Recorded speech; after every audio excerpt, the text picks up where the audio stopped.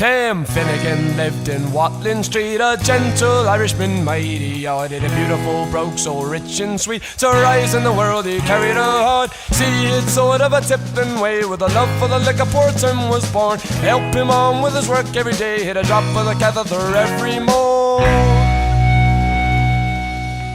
My wife bought me an amazing copy of Ulysses, the folio edition, which was illustrated by a guy called John Vernon Lloyd, an amazing, and he's been a lifelong Joycean. Interesting. And, yeah, I've never heard of that. Yeah, it's an amazing. I'll post up some of the thing, but it turns out he lived in the next village to us, and he's in his late 80s now. But we went for a lovely lunch and a beer and chatted away, and it was fantastic seeing somebody who spent their life trying to visualize Joyce through his, yeah. you know, That's because there's such a lack of like reference material visually for Joyce. There's really not that much that is like well established as like a thing that you can hang your hat on as to what the characters should look like and everything. Yeah, that's cool. When did he draw it? When was it from? So it's from, I think it was 2017 was his 2008. It was to celebrate the. No, was it the 60? No, what was? I think it was 2020. It was it was some form of a mark of for an anniversary. But yeah, it really reminded me, and I did mention yourself to him, that ability to encapsulate, to try and, as you said, to visualize Joyce is such a difficult, or it's a rarefied thing for you to have the bravery to try it and then to do it successfully like you have so often, Bobby. Well, I would say it's actually it's pretty easy because it's hard to get it wrong, because who's going to tell you? Who's going to say no? That's not what you know what I mean. A thing that's like validating all perspectives. It's hard to. It's a multiple choice thing where multiple answers are right. Oz, how you doing today? So far, so good. Excellent. Yeah. How's your pursuit of the Crowley Finnegans Wake connections? Is there Yes, you'll see later today. There's quite a few things. I just finished writing what I could write up until this moment, and I'm proofing it now. So I'll send you a link by the end of today. Awesome. And that's me being excited. That's not me rushing you. You can have more time. That was me as a fan, not me as trying to be an editorial person. Yeah, no. I appreciate deadlines. Otherwise, I would never get it done. I planned to write this essay, like I believe in 2008 with that original Lashtal thread. Yeah. And I finally just got around to reading Finnegans Wake completely again with the intention of looking for the parallels with Thelema, and I took notes along the way. So I've got a lot of notes. So I can't possibly get it all into a small essay, but it's a start. Oh no, yeah. That seems like a thing that's gonna like persist. That's gonna need like additional digging to figure it out. I don't know. I think I wrote it in the response to the Maybe Day piece, but I was interacting with your information on that Lashtel thread, way back when, and not knowing it was you. So I was like picking up your trail years and years ago without even knowing it was you, trying to track that stuff down. Right. Were you on the original thread, or you just saw it? Yeah, I don't think I replied or anything, but I was like, I think after I found out about the Crowley's essay about Ulysses, I then went looking for more connections, and that was like the biggest jewel that popped up in my search. Right. Eric, how about you? How are you doing? Decently. That is good to hear. I like that you have the sign that could either be Joseph Campbell's Tavern or Yes. Bob Campbell's Tavern or Bobby's Campbell's Tavern, or quote Bob unquote Campbell's Tavern. I would. It could also be Ken. It could be Ken Campbell's. That's right. That's what Campbell's Tavern is. Yeah. Good. And I think honestly, it's if I remember correctly where the sign came from, I think it's my son's, who that's his first name, oddly enough. And there's a nice video on YouTube of who knows it? It's what's his name? Anthony Burgess talking about Finnegans Wake in a tavern. Oh, nice. Yeah, yeah. Yeah, I don't know if you And can see, but I'm in a basement bar completely by accident. It's just because my cats won't let me close the door upstairs, because as soon as I close the door, they got somewhere to be. It's wake up from a dead sleep. As soon as I close the door, like, no, I gotta be somewhere. And so I can't close the door, and then the dogs will come in and chase them around, and it's no good for that. So this is the only place that's safe to do it, which happens to be a bar. It's what the youngsters call a man cave. Well, it's not even mine though. It's the boys' moms. But I have Guinness. I'm not normally a drinker, so you may see my face get red off of just one, because I don't know how to handle the stuff. When my parents lived in London, my grandmother asked them, how can you drink the beer warm? And my father replied, in London, nothing is warm. Yeah, I can see that. Is that Burgess? Yes, I'm having there you go, Japur, it's called, based on the East India, original East Indian, in order to preserve it, so it was able to travel from London to India. They had to make it. Yeah, so it's a lot of where the IPAs originally came from, the India Pale Ale. Yeah, so it was a way of trying to keep it for as long as possible, rather than it getting warm and horribly sour as it tends to be. It makes sense. Gabe, are you with us, or are you? I am indeed. Awesome, cool. How you doing? I'm good, man. I'm just eating breakfast right now, so I'll spare you. Where are you that it's breakfast time?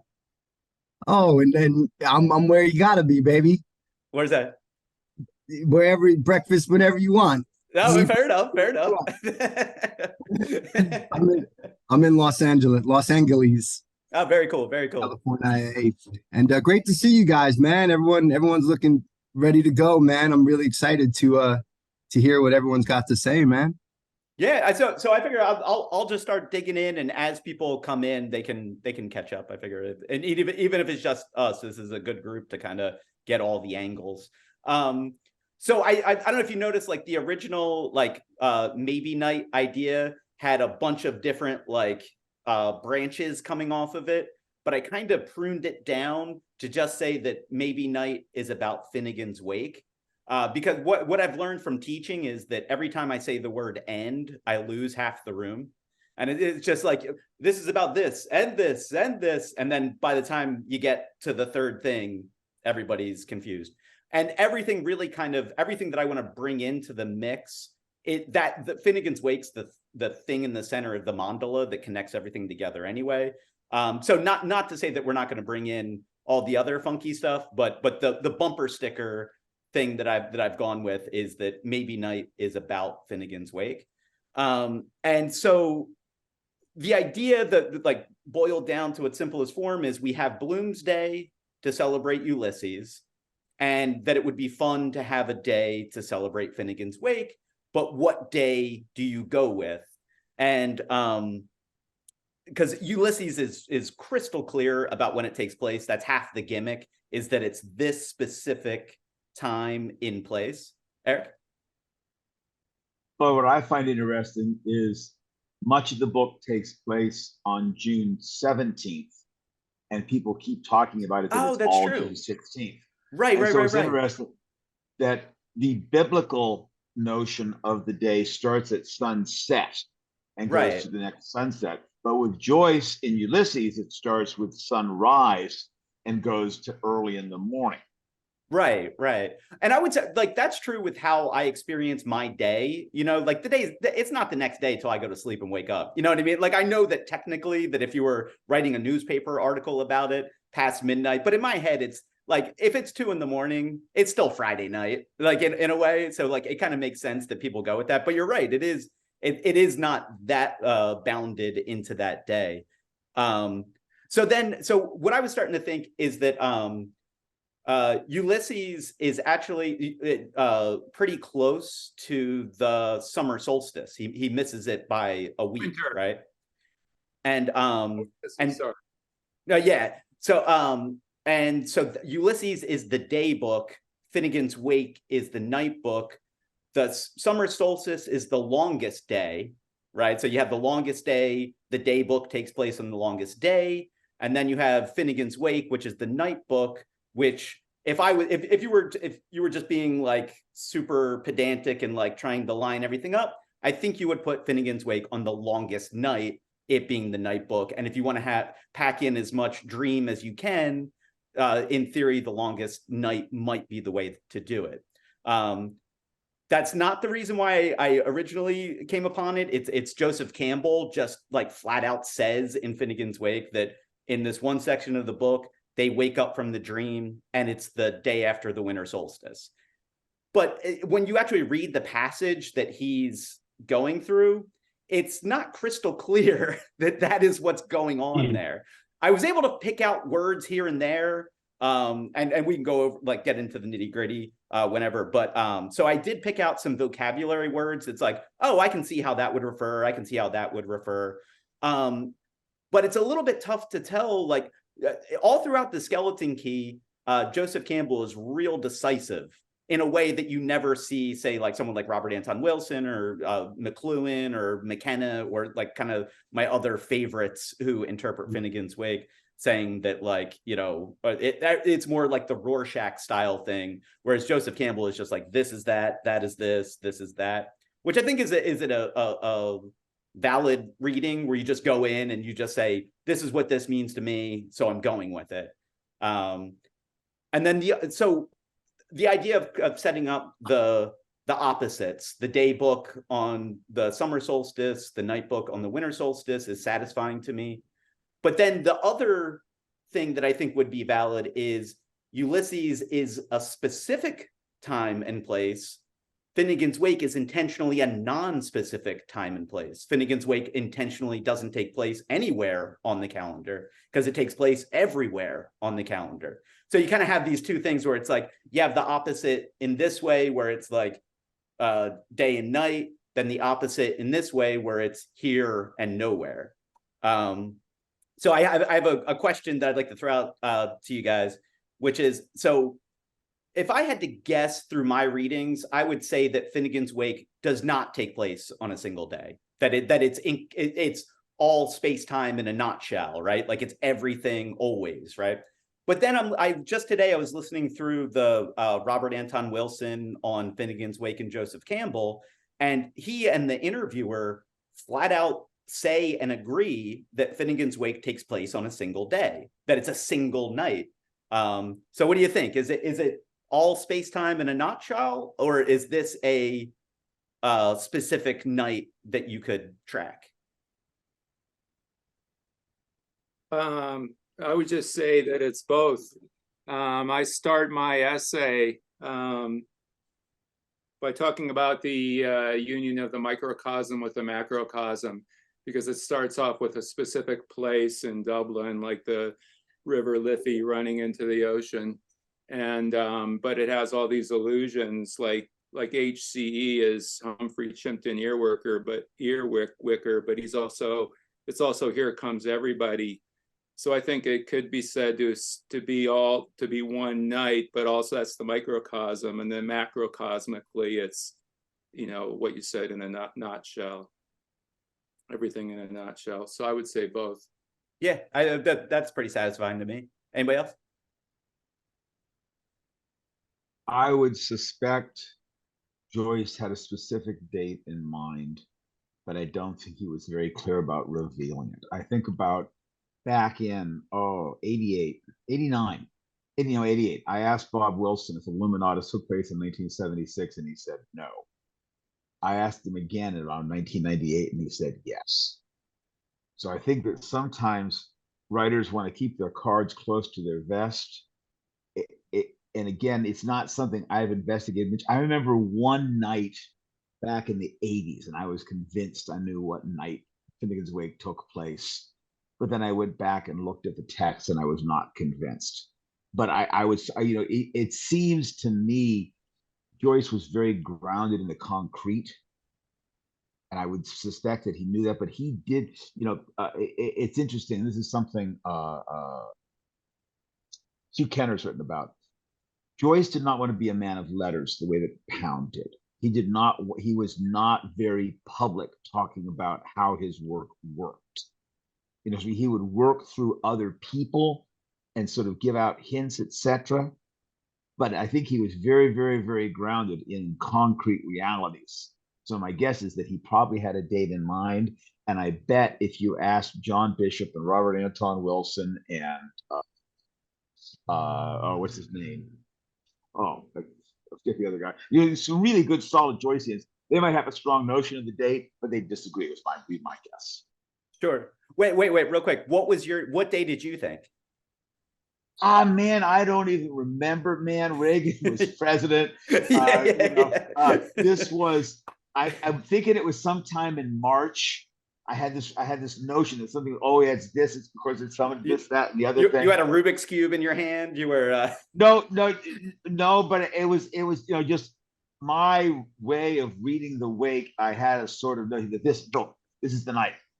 Mm-hmm. But when I went back again, I was not as convinced, which I think is interesting because today is Philip K. Dick's birthday. And one of the things I think is interesting looking at Phil Dick versus Bob Wilson. Bob, you talked about the certainty that you see in Campbell and a lot of other writers. Phil Dick had a different approach to uncertainty, that he would have a certain certainty for a few hours.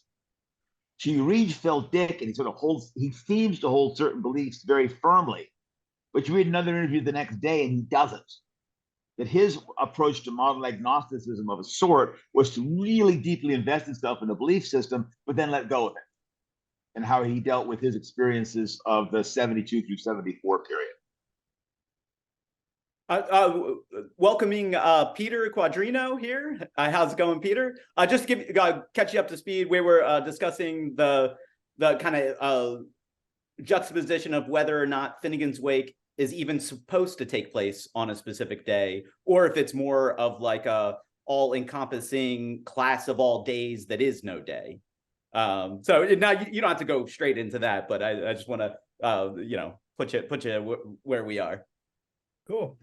Yeah. I don't know that I have a specific theory on whether the Wake takes place on a specific day, but I certainly like the discussion and I like to hear other people's theories about it. That's perfect. All right. So just backing up. Oh yeah, go ahead.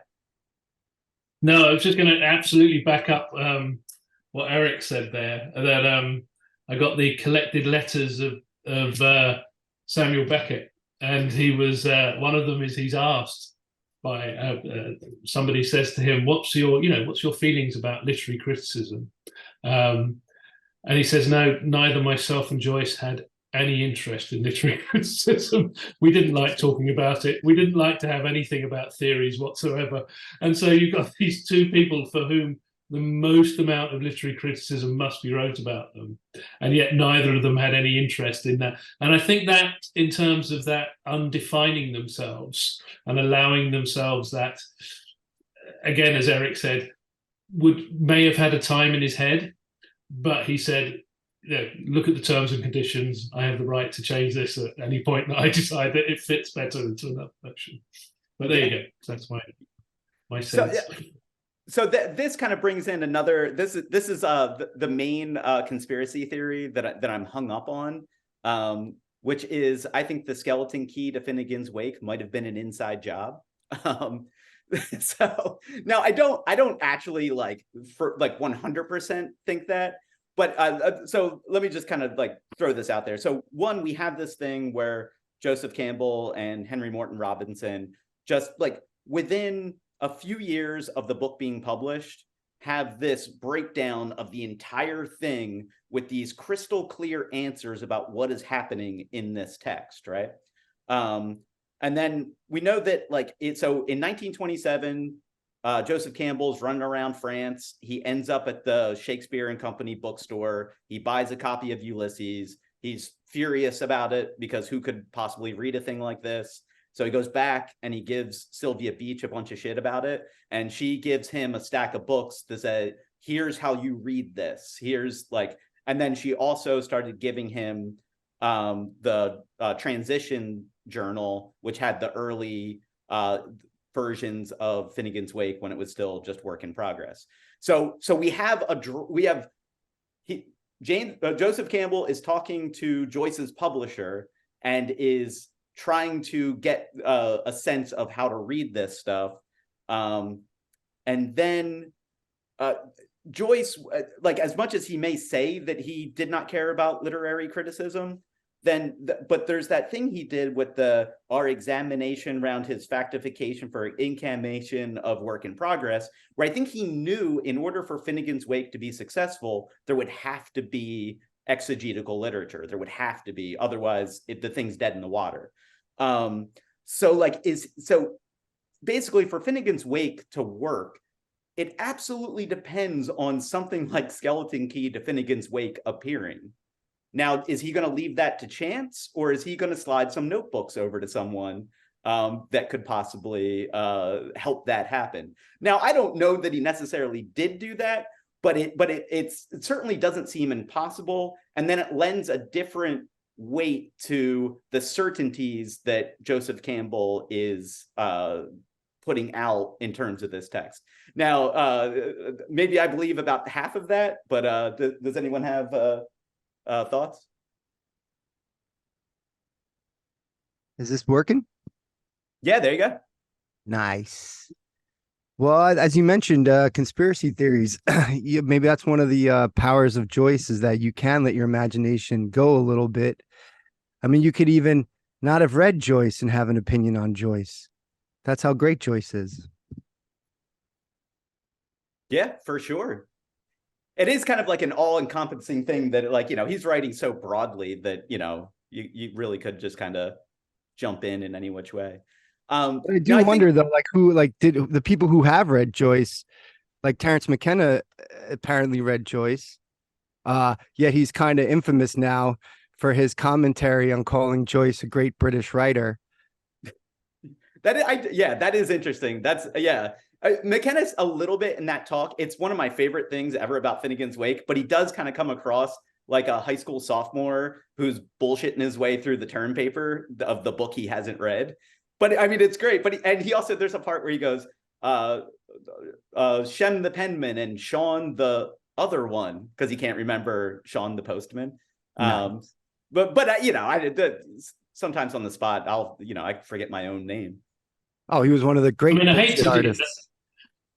But I think we that technically, one hates to use that phrase, and I say this having Irish parents myself and being born and bred in the UK. So we know Joyce never surrendered his British passport, was funded in some way by the British Council and kept him going. So on a sort of, if you were to go to the letter of the law, then technically he was a British citizen. He had a British passport, and that seems, and again, it's something that is a bit like the Irish naming their navy ship after him. The sort of a confounded pacifist having a navy ship. He might have had something to say about this. But there is that level, which again is that kind of just adds into the complexity of that there is that element. He refused to give up his, unlike Beckett, who at the same time loved cricket, a very profoundly English thing, but was a very, always had an Irish passport. Joyce was the opposite, that he never surrendered his British passport, despite given ample opportunities to do so. And again, you've got that fixed in reality that he realized actually having the British passport, especially during the war, was going to allow him much greater degree of freedom and protection and the opportunity to move.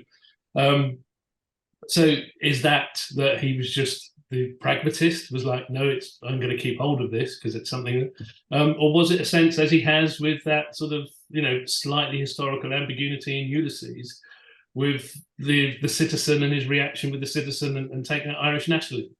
It's That's great. Well, it's funny though. It is great. That's a great point. But he was. You're absolutely right. I mean, he was born in the British Empire. So when he was born, Ireland was technically still Britain, and he was born in Dublin, right? As they do say about Dublin, it is West Britain. And, but he did seek to have that cosmopolitan state of mind. Yeah, he did kind of, in terms of Irish writers, veer away from the love of sort of the ignorant farmer, if you will. You know what I mean? The Blasket Island writers and those that went to the West, from Yeats to Synge, you know what I mean? And Joyce did seem to want to embrace that kind of world culture, so yeah, I mean, that's a great point. Is he would probably have gotten a kick out of that, right, Vincent? Like having not given up his British passport or whatever. And in exile, though, he was quite an Irishman because he probably spent more of his life living outside of Ireland than England, but sorry, than other places. But it is a phenomenon, though, and he was, and of course, all you guys know, he was very conscious of colonization and that Ireland was a colonized people for hundreds of years, and this is so present in his work, and it's still a tricky thing. I mean, Shane MacGowan, right? Here's another great example. He just died, as we know, but when I saw that he died, his whole life he was spent talking about how Irish he was, but he did happen to, live in London since the age of 13. He was called by the BBC the British singer-songwriter Shane MacGowan, and he wrote songs for Irish republicanism and stuff like that. So that is an interesting phenomenon that does kind of encapsulate this conversation, because the Irish were colonized people. This is part of the conversation. It is different than, say, American writers and other sort of Western European writers. I think that's always present for me. That's one angle that I read with Joyce. But again, he's so much more. Yeah, he's trying to do so much more. That's what I pick up. What But year he's was Irish. what year was A Skeleton Key first published? It was published in 44. Really? 19. Yeah. So Finnegans Wake is published in 39, though they could have had access to the material way earlier. But Skeleton Key is out by 1944. Which it's just all right. So just to dig in a little bit further on this, because I find this interesting. So the official story, not my fan fiction about that them being passed manila envelopes full of outlines, is that there was a very popular play called Skin of Our Teeth by Thornton Wilder that came out in 1942, and it's a Finnegans Wake ripoff. And so Joseph Campbell's sitting in the theater and he's watching this play, and he's like, they ripped him off. Him and Henry Morton Robinson write two scathing reviews of it, where they like go line by line and find like 150 specific lifts from Finnegans Wake in this play. And the thing was, the play was a hit. It was like super popular. It still persists today. They just had a run on Broadway in 2022.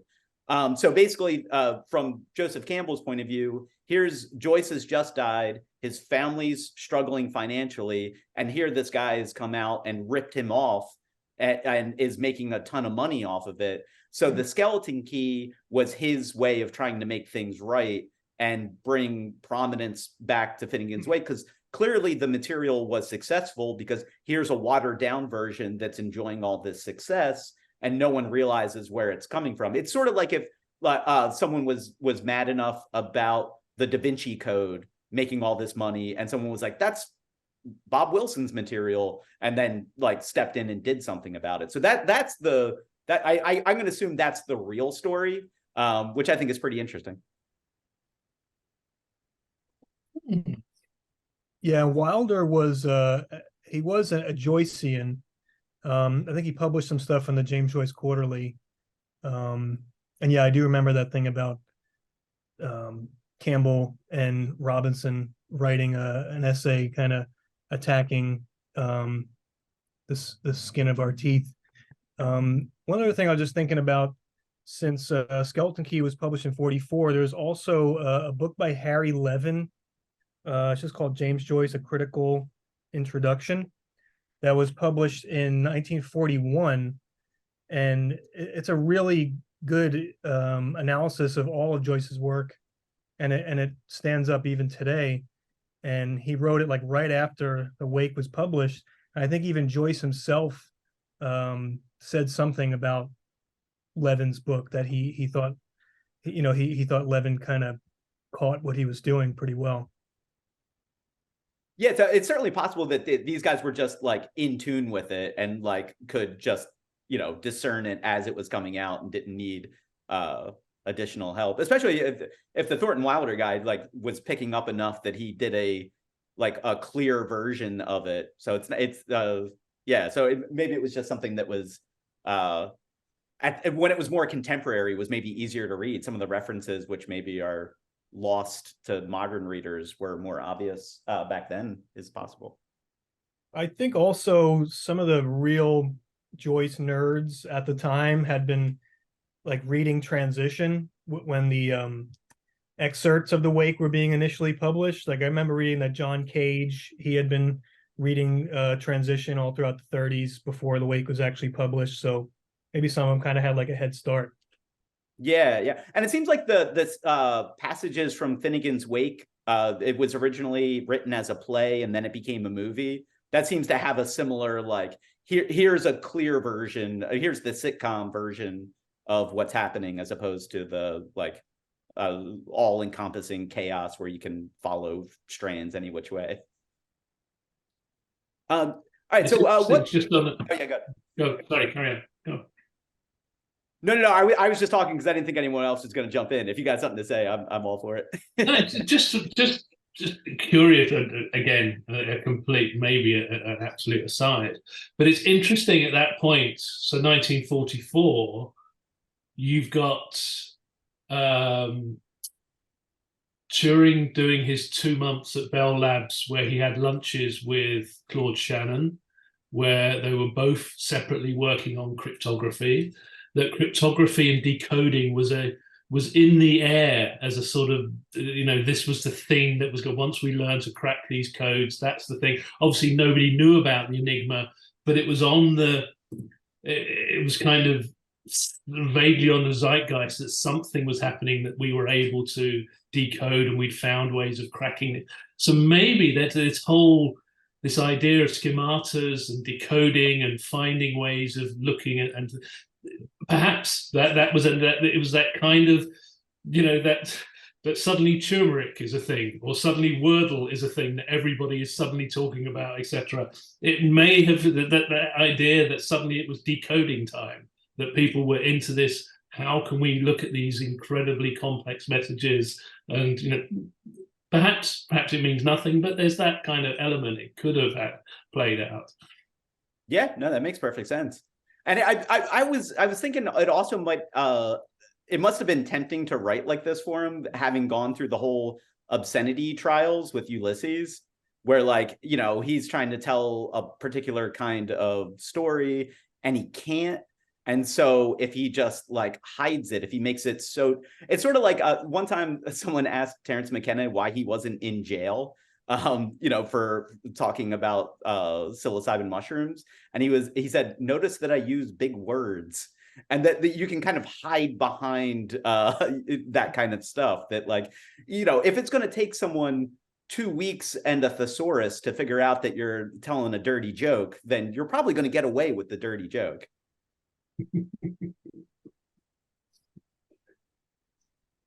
And How that's many where fart we're jokes are in Finnegans Wake? Fart jokes in Finnegans Wake. How many fart jokes are in Finnegans Wake? I would guess innumerable. Has there been any dissertations on that? Eric, have you found anything on that in your research? One of the Thunder words has a bunch of them.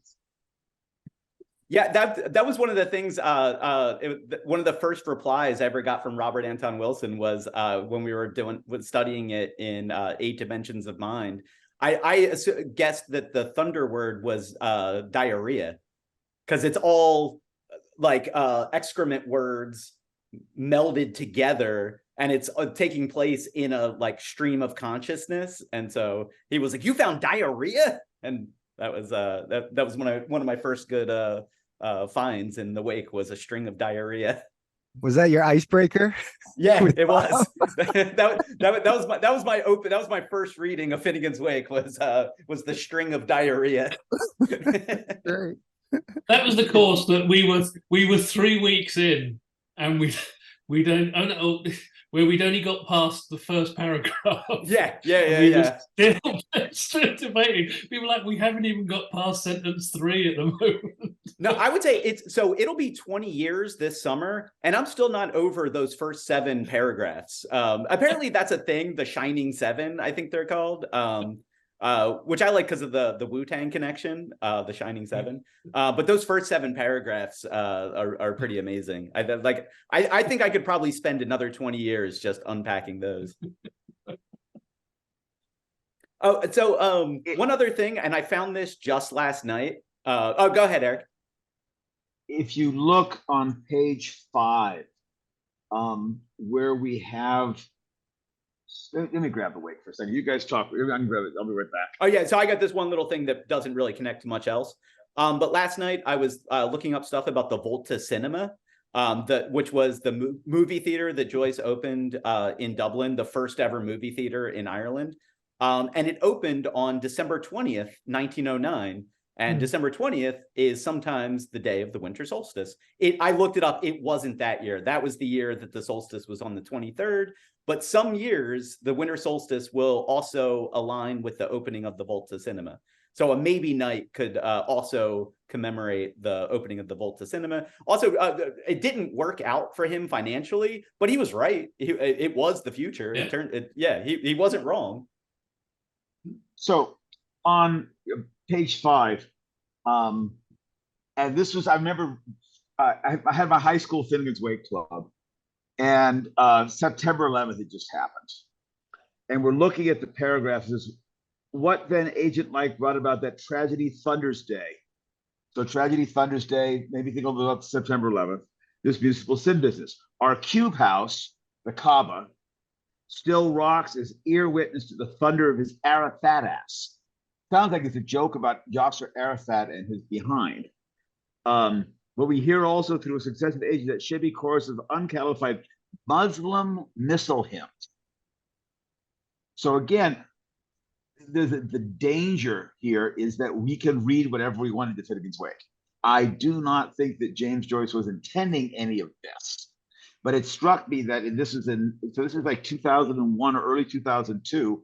I've been reading Finnegans Wake for almost 20 years at that point, and I thought I had some sort of head. This is beginning just before Bob Wilson spent so much time in these early pages. I remember he had us going and looking for Quranic passages.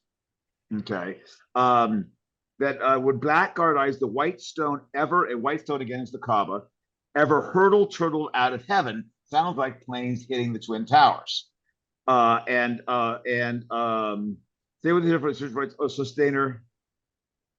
And so it just I've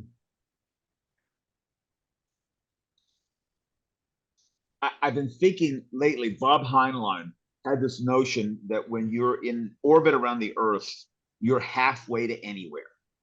Because once you're out of the gravity well of Earth, it's much, much easier to travel. And I was sort of saying to try to approach everything like I was halfway through it. Like maybe I've only halfway understood any book, whether I've read it 20 times or I've read it once. I've just scratched the surface, and so it's one of those things. Who's it? Harold Bloom made the observation about Joyce that he rewards you however much effort you put into it. If you read a few pages of Finnegans Wake, you think, wow, this is cool, you get something out of it to that level of effort. You read it once, you say, I've got this pretty cool dirty jokes, blah, blah, blah. If you decide to spend decades reading it 15 times, whatever, you get other things out of it. If you decide to keep going, so go your whole life to it, you get also stuff out of it. He was comparing this to Faust Volume 2 by Goethe, where it's like, no matter how much you try, Goethe did not leave you an opening. He made it deliberately so you're just not going to get it. So anyway, that was my, whatever it is that you said, that I was trying to answer you.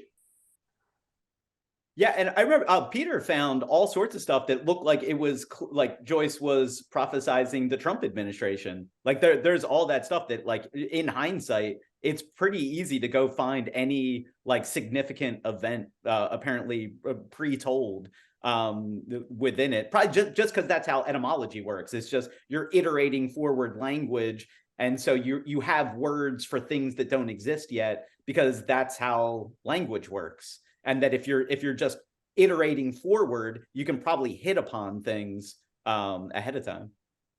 Isn't that, well, that's one of the main things, the questions that arise, right? In intersecting with Joyce through Bob, the non-local circuit that, Wilson was so big on saying that Joyce entered, right? Or accessed.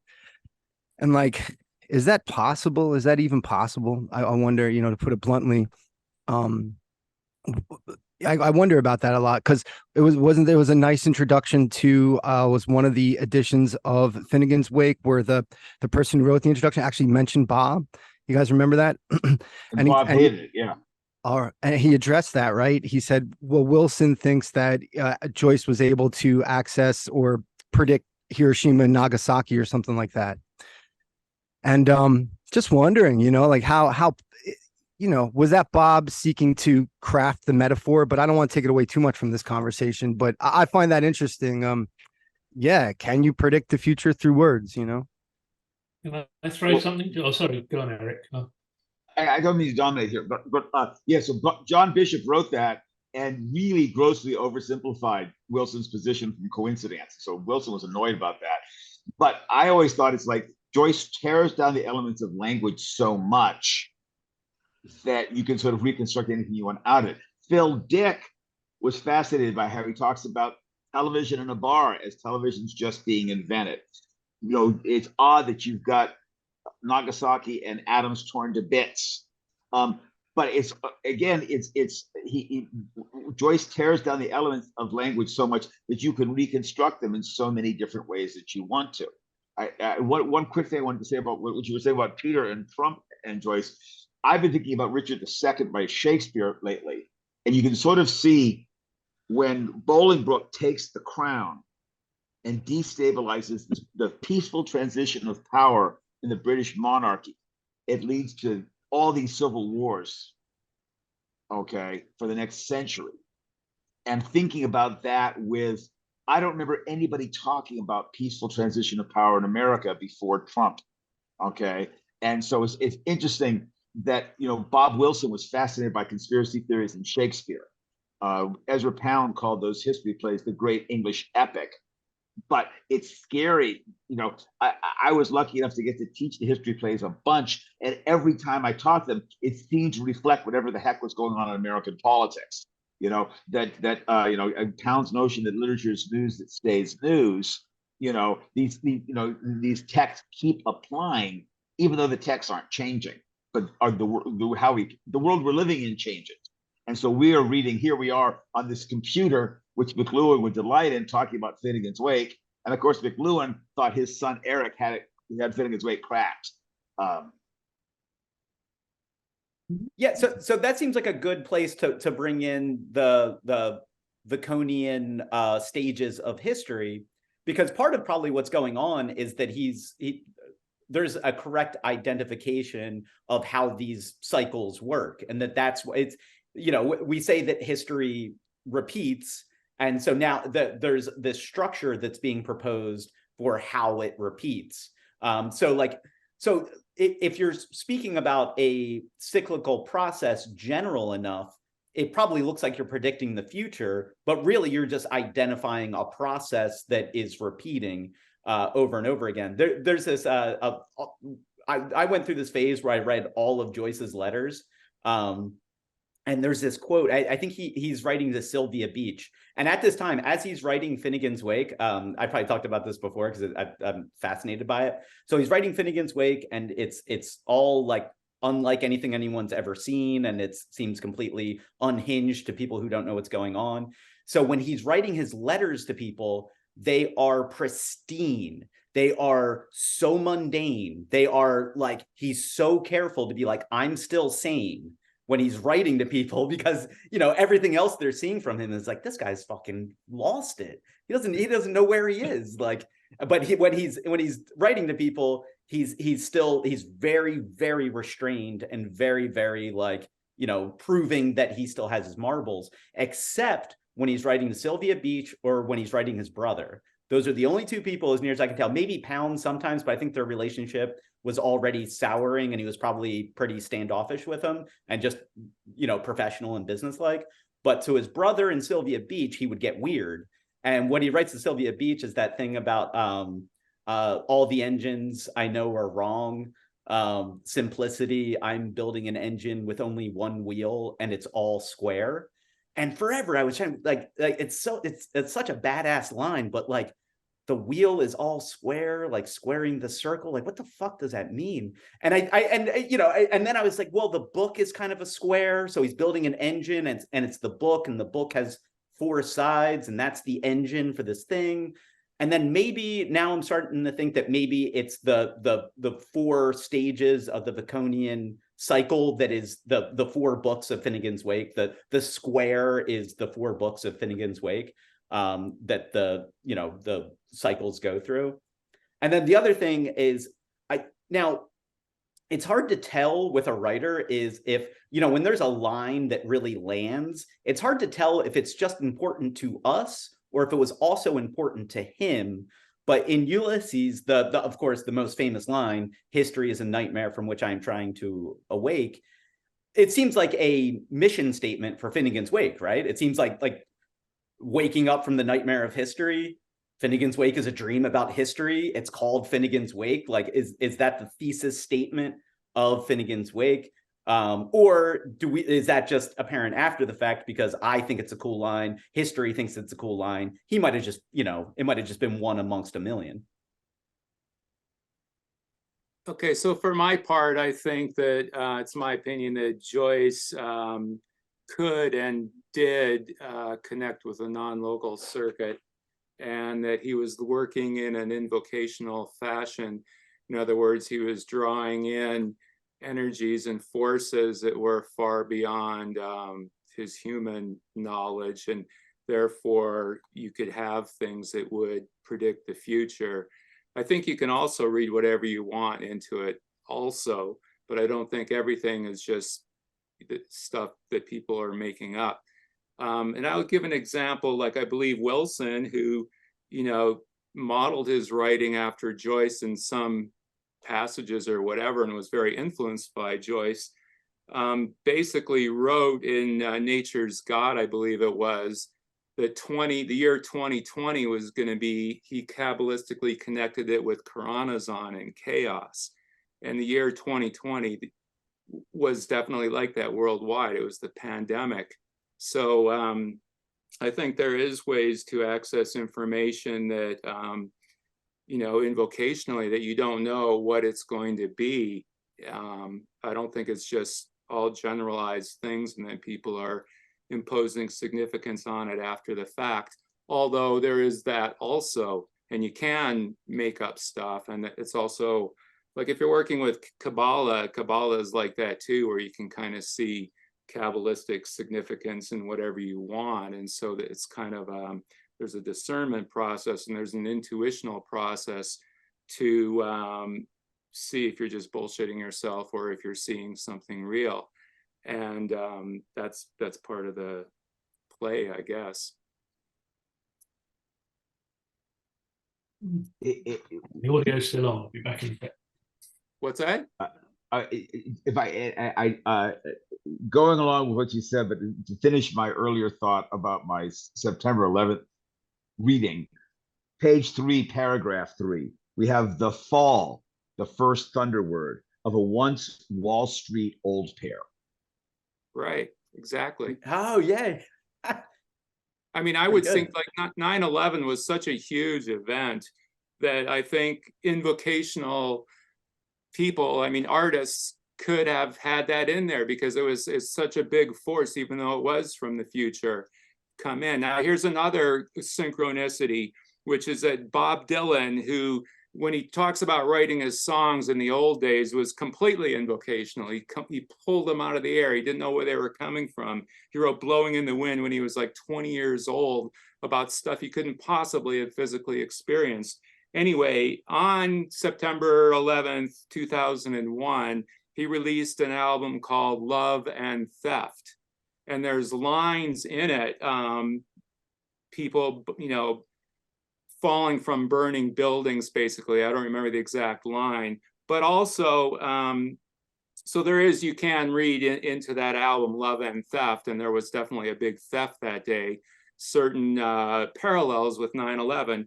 But what really got me is that I bought that CD shortly after 9/11 and was amazed that it was released on the exact same day. But I bought a double CD. It had a bonus disc, and one of the songs on the bonus disc was an outtake of The Times They Are A-Changing. And the times certainly did change with 9/11. We entered a whole different world. So I think, you know, artists who write invocationally can get sort of these, you know, it's like looking into a crystal ball, or if anyone's ever, you know, talked to a psychic who's channeling something, they'll get these kind of fragments of stuff, and you don't, you know, they're trying to translate something that's kind of beyond them and bring it into their human nervous system and express it somehow. So it's never going to be exact, but like I totally, like I never had the 9/11 reading in Finnegans Wake myself, but to me, that's like there's a certain probability that was indeed prognosticating something. Yeah, this is kind of perfect, actually. Unless, does anyone, before I jump in, does anyone else got something in the chamber? I'm not, but yeah, go ahead, Peter. So I've become really interested lately in the JFK assassination and all the conspiracies around it and all the different, you know, the ways people read that rich text. And then as I'm getting so interested in it, I'm also always reading the Wake. And so the Wake does seem to, I wouldn't want to use the word predict. I don't think it predicts any of these things, but it has some elements in there like that are kind of a core formula in the book that also resonate with things like the JFK assassination. So like this obsession, you know, if you watch the documentaries or read about it, like all the stuff with his corpse and the autopsy, all this shenanigans around that, and you end up just studying and researching so much about this guy's dead body, with how did he die, how did the bullets go through his head, and then of course the massive funeral that he had, but then the actual event of the shooting in Dealey Plaza. It's kind of like with the Wake, where there's something that happens in Phoenix Park that nobody's really sure what happened. There's all these different witness accounts, and most of the book is like there's constant this like dialectic back and forth with, do you know, were you there? Did you see what happened? Did this happen? Like it just kind of resonates with me. And one thing in the Wake that's I mean, you can't say anything's there for certain, but something that seems to be there is a king or this political figure that has a massive fall and the impact that makes. I do think everything around where the Wake predicts events that came after it, it's like what's happening in there is he kind of flattens time into a flat circle, like they say in True Detective, where it's like he's putting all events from past history onto the same plane, where it's like you're kind of like walking around Dublin, or you're reading through the text, and everything that happened, you know, millions of years ago with geological deep time, or thousands of years ago, or hundreds of years ago, or in the last 10 years around the Irish Revolution and everything, it's all just there as one thing on the same plane. So I think by doing that, he's in some way, he is like putting things in the future on that plane as well, whether he intended to or not. And so like it was going to be tough to connect these dots, but you guys have kind of laid them out for me, which is kind of awesome. So with Finnegans Wake, with the title, it's like I've been so enamored with the alternative readings, like the famous story where he tells the guy in the bar that he left the apostrophe off because Finnegans Wake is a warning to the ruling classes that the oppressed people rise up in every cultural cycle. So the Finnegans Wake is in my mind, I instantly go to the almost like class consciousness awakening, or some sort of spiritual awakening, or an awakening as some sort of metaphor, or even because Finnegans Wake in one of its forms is a river, and a wake is the path that is left in water. So you have the trail of Finnegan as he moves through history.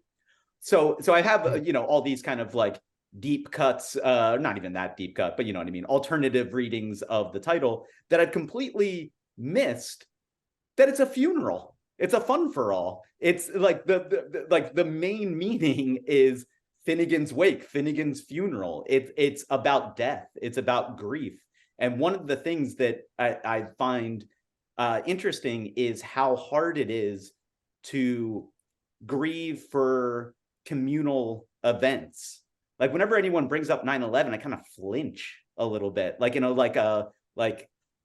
don't know, or the pandemic. Now, the JFK assassination isn't really mine because I wasn't around for it, but I feel like that's a similar kind of thing. When it's something that everyone felt, it feels almost gauche to mourn something that everybody felt.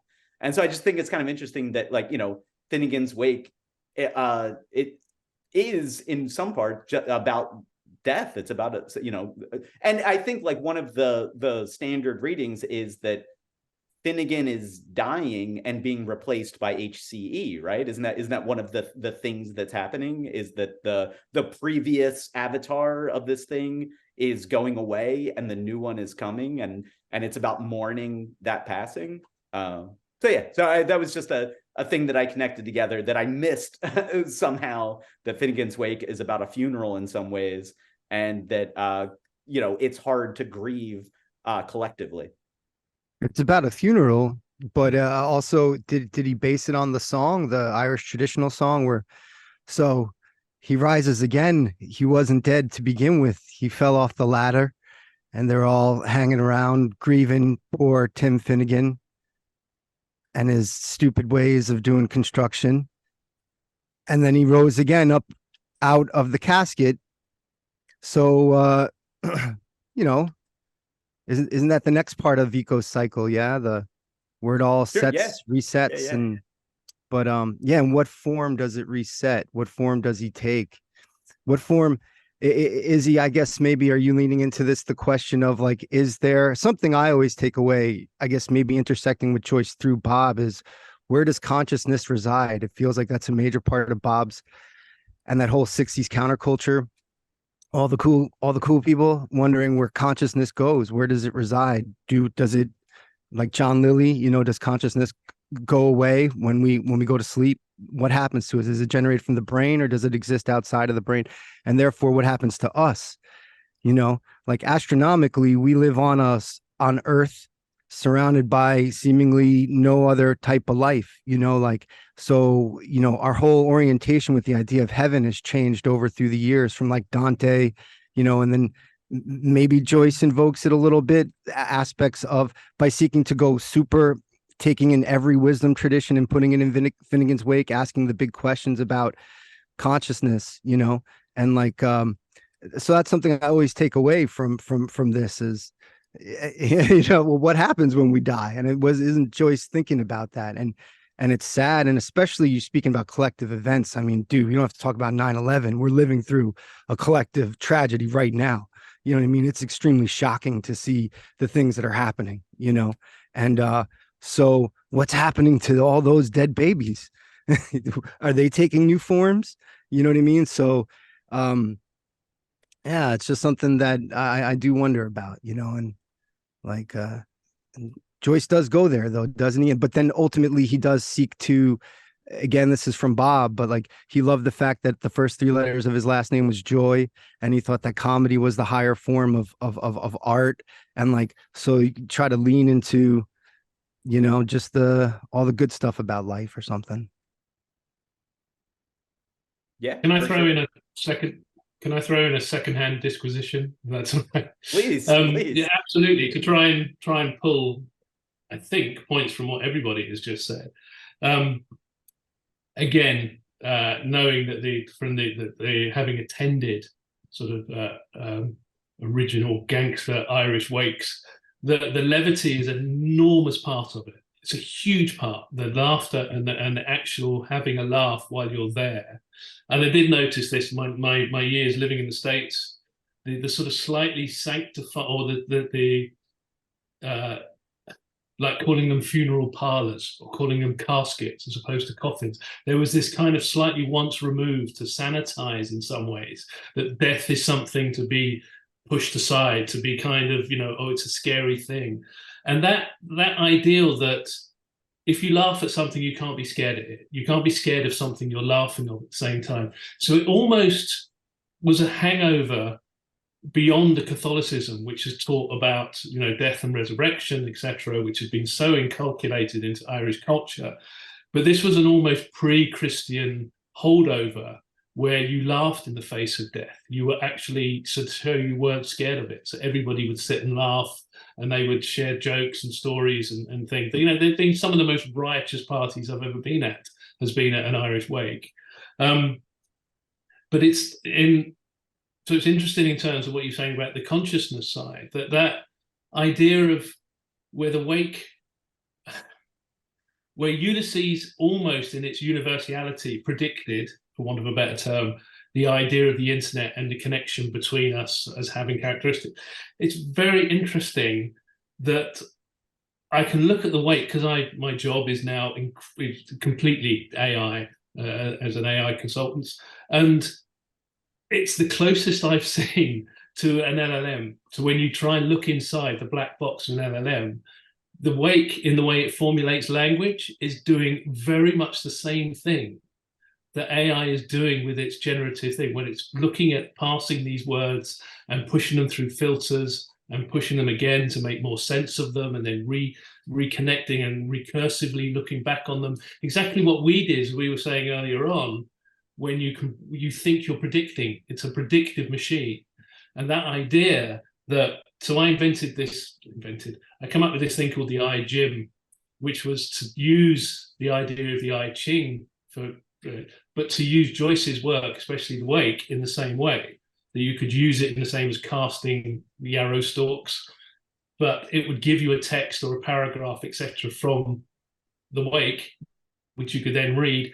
And exactly what you guys were saying over and over, it is crazy how easy it is, or how intuitive it is to base that on what's happening. Not just, it's far better than most astrological star sign columns in newspapers or what have you, to use it to predict or to look at it. It's crazy. It's again what Bob's the coincidence side of stuff.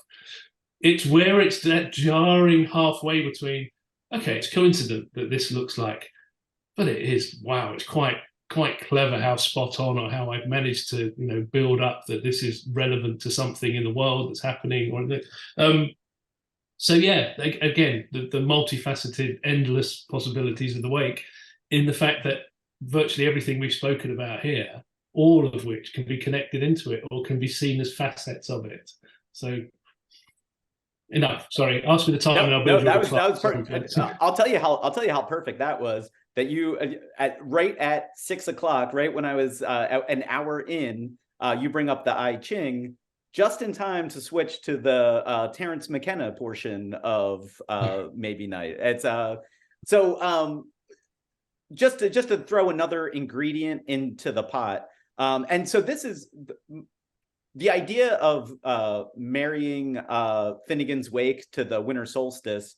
I've started working on in 2009, I think, because there was, as a fan of Terence McKenna, he had his own version of the subgenius X day, where you just pick a day and you say that that's a significant day, and it's, we're building towards something bigger than you can possibly imagine. So for him, it was the winter solstice of 2012. It was originally, I think, maybe like the 16th when he first worked it out. Then he noticed that the Mayan calendar lined up, so he changed it to. Wait, no, Eric. Well, just like you can, I don't mean to be rude. No, Like no, you not can at all. squint. You can squint at Finnegans Wake and find September 11th. You can squint at the Mayan calendar and come up with the 2012 thing. Oh, I see.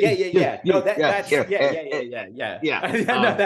that's useful. Yeah. So there it's two fuzzy things, and then a thick enough pencil and a small enough map. And so he creates this, what he claims is a mathematical model of history that's tracking novelty. Novelty being like the emergence of new ideas, new information. And then his idea starts off one place and changes all the way through to when he passes away. But he eventually, through hook or crook, settles on the winter solstice as his singularity for the novelty wave that he has either discovered or invented.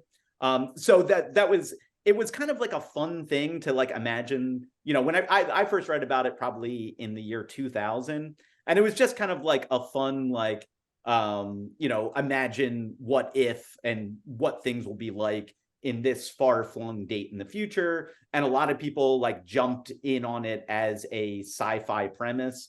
The Invisibles, Grant Morrison's hypersigil comic book, ends on the winter solstice of 2012. And so I had that in mind. So I was originally, like, in 2009 thinking that the December 21st, 2012 should be a Finnegans Wake themed thing, because it stuck out when I was reading Skeleton Key to Finnegans Wake that Joseph Campbell is like, it takes place on the winter solstice. So for me, that's why I wanted to marry them together. And the other thing is that, Terence McKenna and his brother Dennis are kind of like not the very original, but maybe the ones that kicked off the popularity of the guys running around in the Amazon doing ayahuasca and coming back with crazy ideas. They were like, prominent examples of that, maybe the most successful at that. And during the height of their experience in the Amazon, they're running around with very few things, but one of the things they have is a copy of Finnegans Wake. And Dennis McKenna, who's the one that's kind of going through the ordeal more deeply. Like, Terence is more like taking care of Dennis as Dennis is going into trances and, proclaiming that they've discovered the Holy Grail and, the secret of alchemy and all this other stuff. They're really like having a big time down there. And at one point, and this is in the book about it that Terence wrote, True Hallucination, Dennis McKenna reveals that James Joyce is behind the whole thing. So the whole thing that leads to Time Wave Zero and McKenna's whole thing is given a root cause in James Joyce. So like the whole thing is like, narratively speaking, is Dennis McKenna proclaims James Joyce and Nora Barnacle the deities of history, basically, which I think is kind of a fun addition to the mix. It's great. I remember Bob Wilson talking about this back in '88. Oh, good. Oh, this is good. Jose Arguelles, and was right on the same time as Terence McKenna was talking about 2012. And Bob Wilson talked about how he met Jose Arguelles at a laundromat. And Jose Arguelles was like feeding the quarters into the machine for Bob's laundry while he was explaining his theory of things. And this was just before the energetic harmonic convergence, which was August 16th, 1988, which was like leading the way to 2012. But Bob Wilson thought it was great. It was the 10th anniversary of Elvis Presley's death. And I thought it was cool that they called it the energetic harmonic convergence, which was an HCE right out of Finnegans Wake. Oh, nice. Yeah. Yeah. And that night, my friend Conrad and I, who had my first Joyce study group back in '85, we went up to Sedona, Arizona for the harmonic convergence. And I had two important spiritual realizations that day. One was that I don't like New Age people. And then that night, I went to go see the movie Back to the Beach, which has two of the characters from Gilligan's Island. And I realized the isomorphism between the 7 castaways on Gilligan's Island and the 7 dancing girls in Finnegans Wake. Oh, that's awesome. And so we changed the name of our Finnegans Wake group from the Finnegans Wake Decoding Society to Finnegans Isle because of that realization on the harmonic convergence. That's quite good. That would be a book you would want if you're stranded on a desert island, yeah? Yeah. Just the one book you need. Oh, go ahead, Oz. Just real quick, Gilligan is an Irish name, and it is in Finnegans Wake, and it's also in my essay that I was writing too. So that's pretty good. So here's a question. I think I've asked this before, and I don't know that there's a clear answer to be given. But was there a slight antagonism between Raw and McKenna, or like? Because they start out in the early when they're writing about each other in the 70s and 80s, whenever they reference each other, it's very like reverential. Terence McKenna borrows the cosmic giggle thing from Raw, and Raw marries McKenna's thing with the jumping Jesus phenomenon, and it's all like they seem to dig each other. But then by the 90s, even whenever McKenna would come up at the MLA, Maybelogues Academy, Raw would get sarcastic. It would always seem like he didn't, and even like when he was talking about like the 2012 thing, he would kind of like make fun of it a little bit. So I was because they're so similar. They seem, it's almost like the Alan Moore, Grant Morrison thing, where it's like, here's two guys that should clearly like get along, and because they like so much of the same stuff, but they don't because they're like maybe two guys fishing from the same pond. Yeah, but the difference though is that Alan Moore has like publicly come out like busting shots at Grant Morrison. Oh no, yeah, it's definitely more like clear. Bob and Terence. They were in that movie together, LX94, with him and them and Rudy Rucker.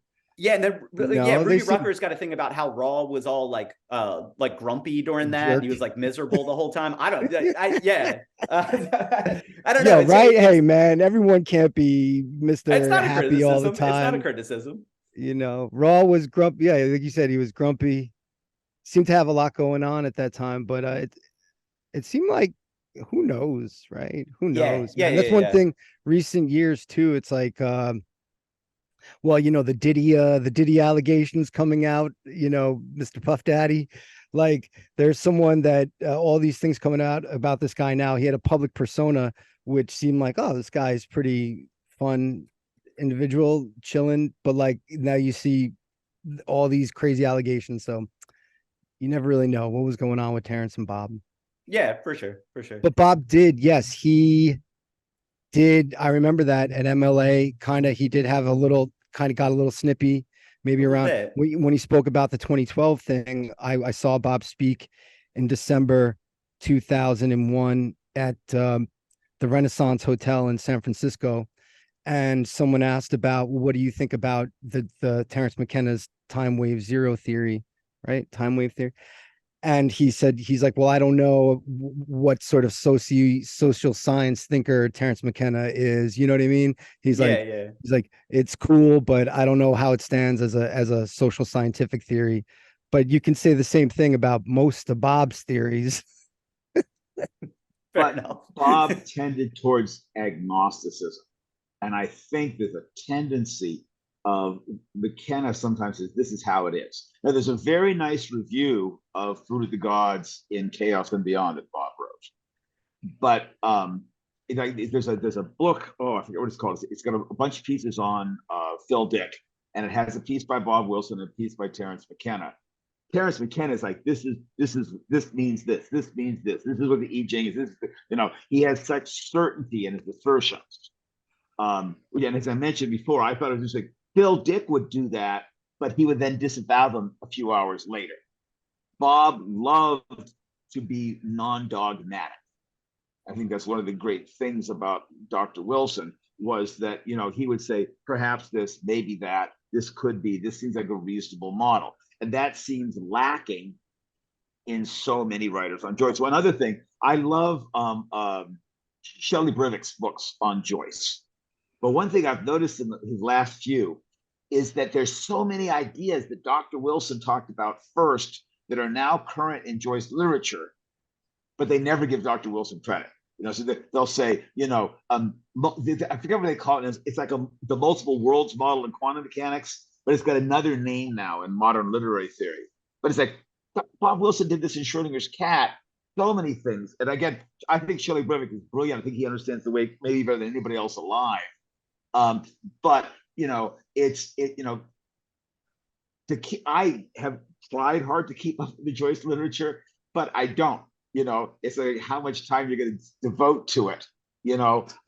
And so it's like acknowledging that you don't have that time. Robert Heinlein talked about trying to keep up with scientific literature. The faster I go, the behinder I get. Okay, to read, no one can read everything. And so I think Dr. Wilson would always acknowledge that. And that seems like one of his great things that he did. Oh, do you remember we came up with Mythos when we were, which was maybe I'm full of shit, which was just a way of signing off to accept ourselves, put ourselves into Bob's. It was such a great. Whenever we made a statement, it was we'd sign off just put MIFOS Mythos. Maybe I'm full of shit, just to give that uncertainty to what we were saying. It was kind of an underlying trait. Yeah, it's funny. I find like as I'm explaining a point of view, by the time I get to the end of explaining a point of view, I've talked myself out of it. like by the time I get to the end, I go, never mind. And that's how The Truth of Masks by Oscar Wilde ends. And Bob Wilson loved that essay. He talks about it so much at the end of his life. And it's interesting to me that I've assigned that in a couple of contexts. One, after teaching Watchmen and the idea that they call superheroes masks. And then with our pandemic, where masks takes a whole other level of meaning. But that, Bob Wilson talked about that essay. At one level, it's an essay on costume in Shakespeare. On another level, you can see it about being gay in Victorian England. On another level, you can see it as being about an oppressed Irish person in a British-controlled world. And also about how all of us construct consciousness. And at the very end of the essay, Wilde says, I don't believe a lot of the things I've written in this essay. I had a brief summer fling with a girl who did her PPE Oxford, and she had Oscar Wilde's bedroom. She was assigned to his dorm room. She's now a leading the political journalist for The Guardian. So take that as your whatever way you need to look at it. What's like the I love the interpretations there of Wilde's essay or book, right? And that always got me thinking too. I have to bring it back to Bob because I haven't read enough of Joyce, but most of my intersection with Joyce has been Bob as the amazing teacher or whatever, the enlightener, so that sort of question then of the idea of the mask, the colonial mask, the mask that the colonized must wear in the face of the colonizer so as not to totally disrupt the whole program and completely rebel against the system. That's completely occurrent in Joyce. And I think that's what I take away from Joyce and Bob's work. But, it does get me thinking about then how global culture constantly influences each other. And so did Frantz Fanon read that Oscar Wilde essay? The idea of, it was a black faces, white masks, white mask. I think it's black faces, white masks, Frantz Fanon's breakdown of what was going on in Algeria and the idea of the colonized having to have and develop a double consciousness. And this is very much in Bob's book, Bob's work. And, his course, The Tale of the Tribe, where, 1 week was dedicated to quote unquote, the third world, like that, Bobby, what you call the alternative take on Joyce's conversation in the bar saying why he didn't add the apostrophe is, you know, the rising of colonized people and whatnot, you know. And again, you know, bringing it back to current events, you know, completely being confronted with the uncomfortable reality of the situation, you know, the horror of the situation, right? It's all right now, you know, like if it's flattened out in flat time, it is circular because we're confronted yet again with the idea of colonization and you know, forced people moving people off land, you know. I mean, that was Irish history, was colonization, like, you know, imprisoning people on their own land is what happened in Ireland, you know, under the British colonial empire, you know. And like Joyce is one of those writers that's seeking to just pull back the fabric and just examine with a cold eye, to invoke Yeats, right?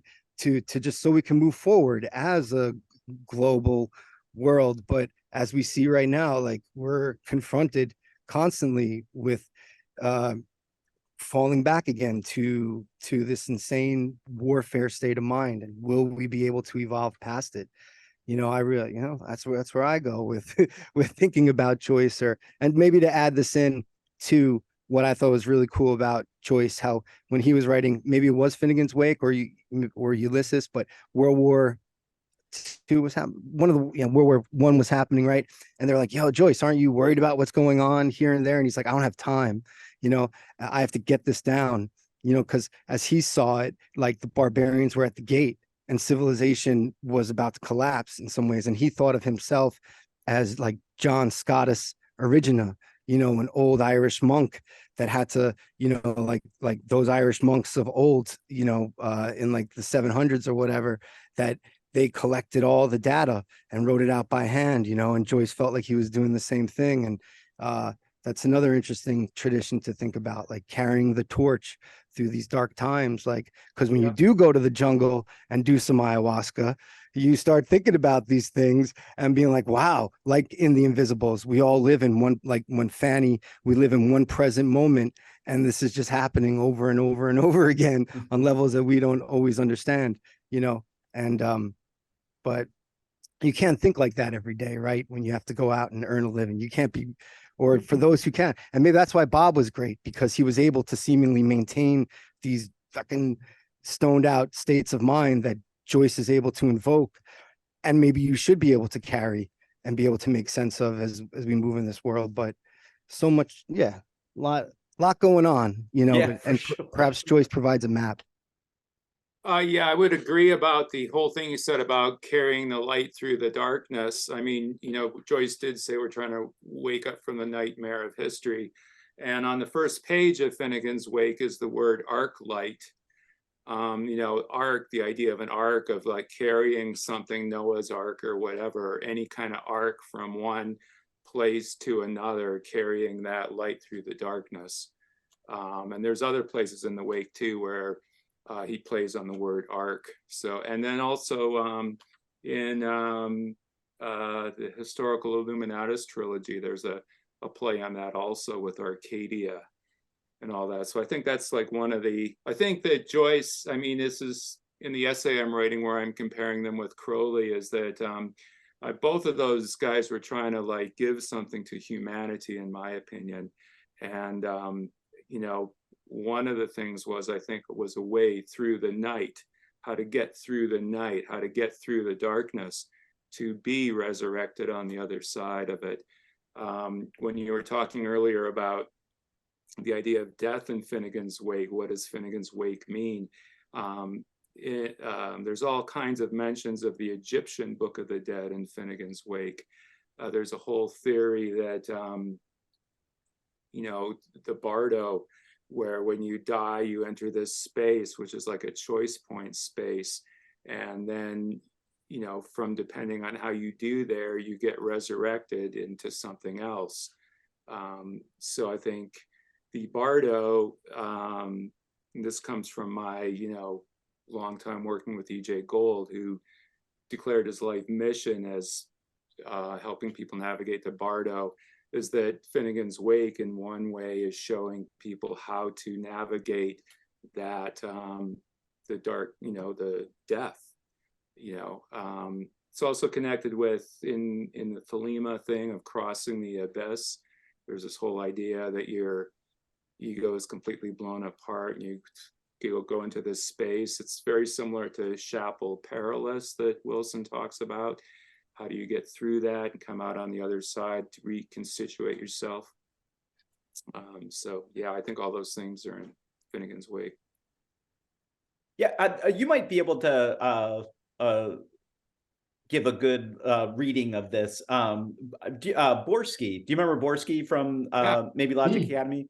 He had this great bit about that in Kabbalah, part of the mythology is that, like, in the Old Testament, in like, you know, like getting down into the text, you know, Adam gets put to sleep to make Eve, and it never says that he woke up, and that there is an interpretation, a Kabbalistic interpretation, that history is Adam's dream, because in the source material it says he goes to sleep, but it never says he wakes up, and that Kabbalah is kind of a geographical mapping of the dream world. I don't know if that's a standard interpretation or a idiosyncratic one. So that's why I figured I would lay it at your feet and see what it is. Well, Eric knows way more about Kabbalah than I do, especially traditional Kabbalah, and I've not heard that before. So I have not heard that one either. Okay, yeah. It's also, I think, interesting in terms of all these different things. As again, some of you look like youngsters to me. Some of you maybe are healthy but are older. It's like you do this stuff every day for a few years and you stop, and then it sort of leaves your fingertips. You know, it's like I had Finnegans Wake groups from 85 through 2001, but I haven't done it for like 2 years. And so it's not at my fingertips the way it once was. 777, you know, that I used to do that every day. Man, I would plow through those correspondences. I went through one copy, bought a second, but I haven't done it this century. And so it's like, it's not at my fingertips. You know, it's like you use it or lose it, you know? And it's like, you mentioned True Detective, and I love the first season of True Detective so much. And there's a great line when McConaughey's character says, there's not enough time to get good at more than one thing. So be careful what you get good at. So again, my idea, I'm thinking is going halfway. I looked at halfway. You know, Bob and Tim talked about longevity. You know, am I going to die in 4 years, in 400 years, 200 years, whatever? But if I think about myself being halfway through my life journey, which of course is how Dante starts, that would put me living to 122. You know, I don't want to spend as much of that on Joyce as I did the first half. Okay, but I may change. Maybe this thing's going to convince me I'll have a dream tonight. I'll be stuck back in that Joycean loop again. That's cool. I love it. But it, you know, what can we get from, you know, if there's a book that, you know, I'm guilty of saying, oh, I've read Illuminatus so many times, I think I got 95% out of it. If I back off to say how much I've read it, I'm lucky if I got 50%. Finnegans Wake, it's hard to kid yourself you've got it. There are people who do, but I think, you know, I'm lucky to have 2 or 3%. You know, Joyce, again, we talk about professors, who of course there was a professor on the island, but Joyce said it's going to keep professors guessing for 1,000 years.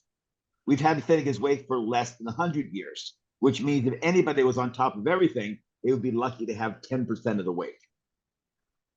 And I think Bob had that sort of humility. I think that few of us do. Yeah. No, what I realized, like my strategy for reading Joyce is it's just, what does it mean to me? Not what does it mean in some objective sense, because I got no shot. I got no shot whatsoever. So what I can do is, you know, oh wait, go ahead. I'm sorry. I don't mean to interrupt and be rude. No, it's all right. But it only looks as like it is damning, is a line from the ending of Finnegans Wake that Wilson liked to quote. At another level, no. Joyce wanted you to understand it, I think. I used to have a William Carlos.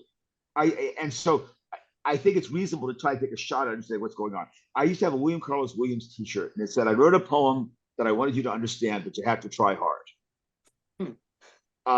And so, I do want to tell a Bob Wilson joke. I've told this before, but I'm going to tell it again if it's all right.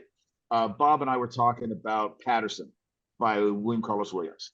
And Bob said, and again, one of those pieces in examification and refactification is by William Carlos Williams. And Bob Wilson wanted to write a book about the influence of Joyce on Patterson. And he said he wanted to call it Joyce's Voices and Jersey Verses. But he said, if you did it in that Jersey accent, it'd be Joyce's Voices and Jersey Voices. And I think I told that joke, I'm getting old. I told it last time we did this together, like 6 months ago. I apologize. But it's interesting too, Bob and I, decade after that, we're talking about Tale of the Tribe. And I told him, because Tale of the Tribe was in 5 parts, and I was thinking about the 5-fold structure of Portrait of the Artist, and the 5-fold theory of Illuminati hearings. You might want to read that Patterson again in preparing Tale of the Tribe. And he agreed with me. I don't exactly remember why. I wish I did. And I think that when somebody was saying that they thought Bob lost heart in writing Tale of the Tribe with Arlen's death, and that's why he left it with just a fragment. It's almost the fragments are actually like one of my favorite phases of Raw that we talked. It's sort of like how Ezra Pound ends in fragments. The idea that Raw ends in fragments as well, I think, is totally, because that's the cool medium of McLuhan. That's the thing that like leaves it up to you to pick up the pieces and put them together in your own way. I think it's actually a pretty fun way to do it. So, Thank you. yeah. One thing to throw out, and this is somewhat related, and I know that Stephen Joyce is not a popular figure in the Joyce world. The grandson who kept an iron grip on the intellectual property and shut down, like a lot of like very like beautiful projects, and was a pain in everyone's ass, and just, you know, like You're in? Okay. not a positive person in that world. But I think he has one interesting point that is worth considering. And it's like about all the exegetical literature that surrounds Joyce, is that it makes regular people think that they can't do it, that they can't read it. And that, like, you know, when I read Ulysses, I was a college dropout construction worker. Like, I had no like educational reason for why I would enjoy it. I didn't read anything beforehand. I just dove in with the attitude, what does this mean to me? And it meant something very cool. So I kept going and going. And then I started piecing together the larger picture. But is there like, is this stuff for everybody, or is this a scholarly pursuit only for, you know, people who are doing master's degrees? Like, what is this stuff? Right. That's what I wasn't think. wasn't that something that Bob said, that if only they put this certain quote, I don't know who the quote was from, that you guys know the dirtiest and funniest book ever written, like that would attract way more eyes on the page, you know. But dude, when you open the book though, like, is it accessible? Not really. I mean, you try to read the words and it's like, was this guy fucking shit-faced writing these words? Like, but then you see the method and the madness, et cetera, and you know. Yeah, so that's the crazy thing, that's like both at the same time. It is for everyone, but it doesn't look like it, which is kind of like an interesting You've got to throw, I mean, to me, I would absolutely, to anybody coming at the first time, I emphatically say, don't read it. Sign up to Audible if you're not. You get 1 free book.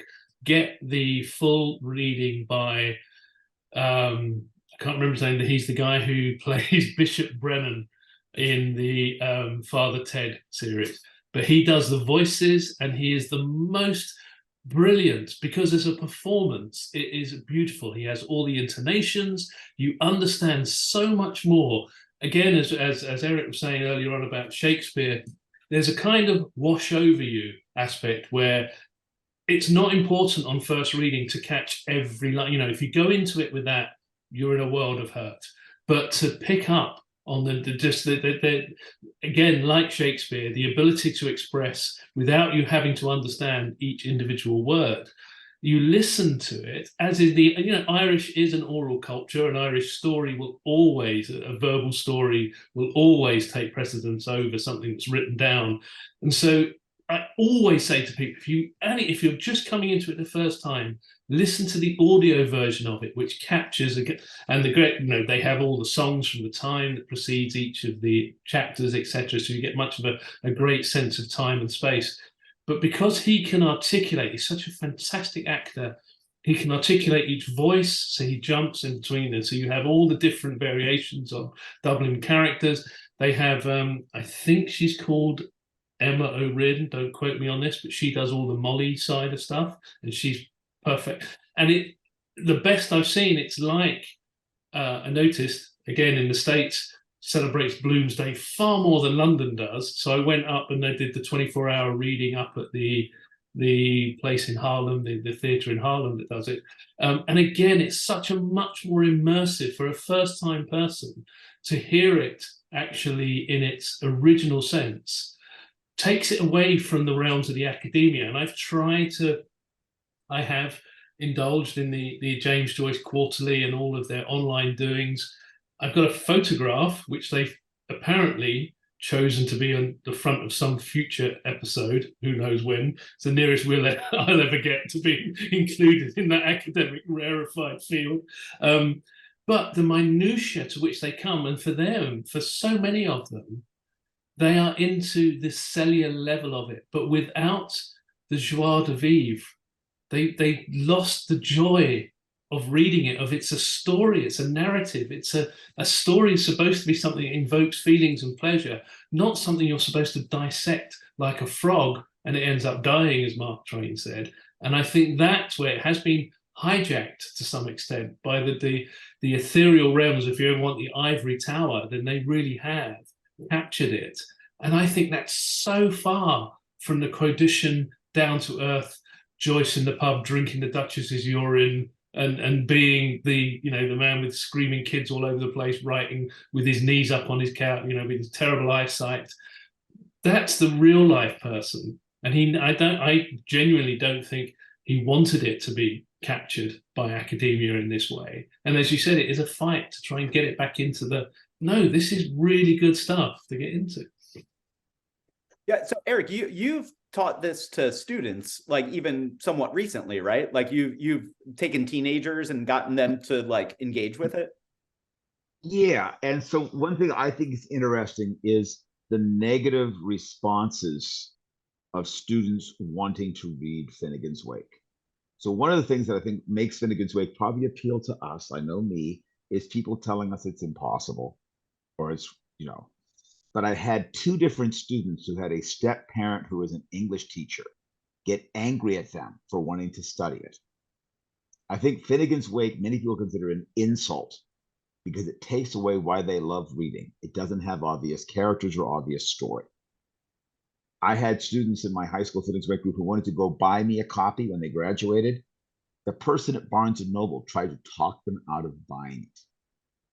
Finnegans Wake breaks so many rules, it upsets many bookish people, And so for me, I've had, it's like for me with cantos.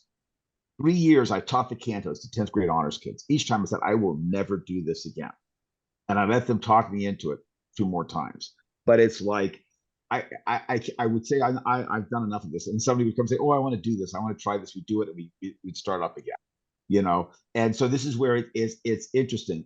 Bob Wilson made the comment about Finnegans Wake is that it's easiest to understand in a group, and it's easiest to understand with a bunch of Guinness Stout. And as the amount of Guinness Stout you have goes down, your comprehension of the text goes up. And Peter, you have quite a bit of experience of organizing around Finnegans Wake as a text as well, right? Like actually getting a community of people together, right? Yeah, so I've had a reading group here in Austin for 12 years.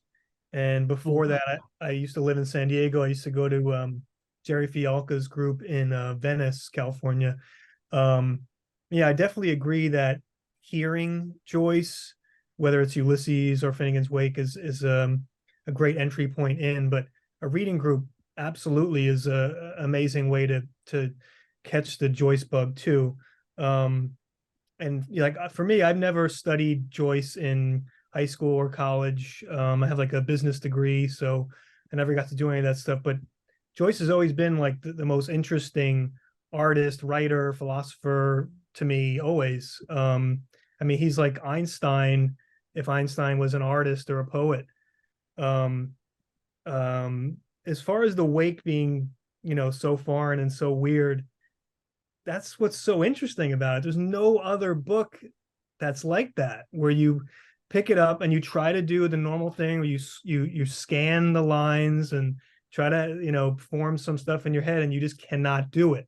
So the more time you spend with it, yeah, you'll learn a lot. It's like reading the encyclopedia or something, but it's also just making you think about words in general, the medium of words, and how we mediate everything we experience through words. So it's kind of like words are a technology, and it starts to make you really think about words and etymology and how these things formed like this, and can you think without words? It's like, I think McKenna used to say the universe is made out of language. And yeah, it's such an interesting question of whether Joyce is being like co-opted too much by academia and things like that. I think it's always like borderline. It goes through phases. Like I'm sure you guys have seen all the news articles lately about Finnegans Wake reading groups, and like it's mostly just regular people in there that just they have this interest. It's like saying, can a regular person read Wikipedia? Of course, but like somebody said earlier, the more time you put into it, the more you're going to get out of it. I've heard somebody say once that you could read one page of Finnegans Wake and it's like you've understood the whole book, you've read the whole book, but you have to read the whole book in order to understand one page.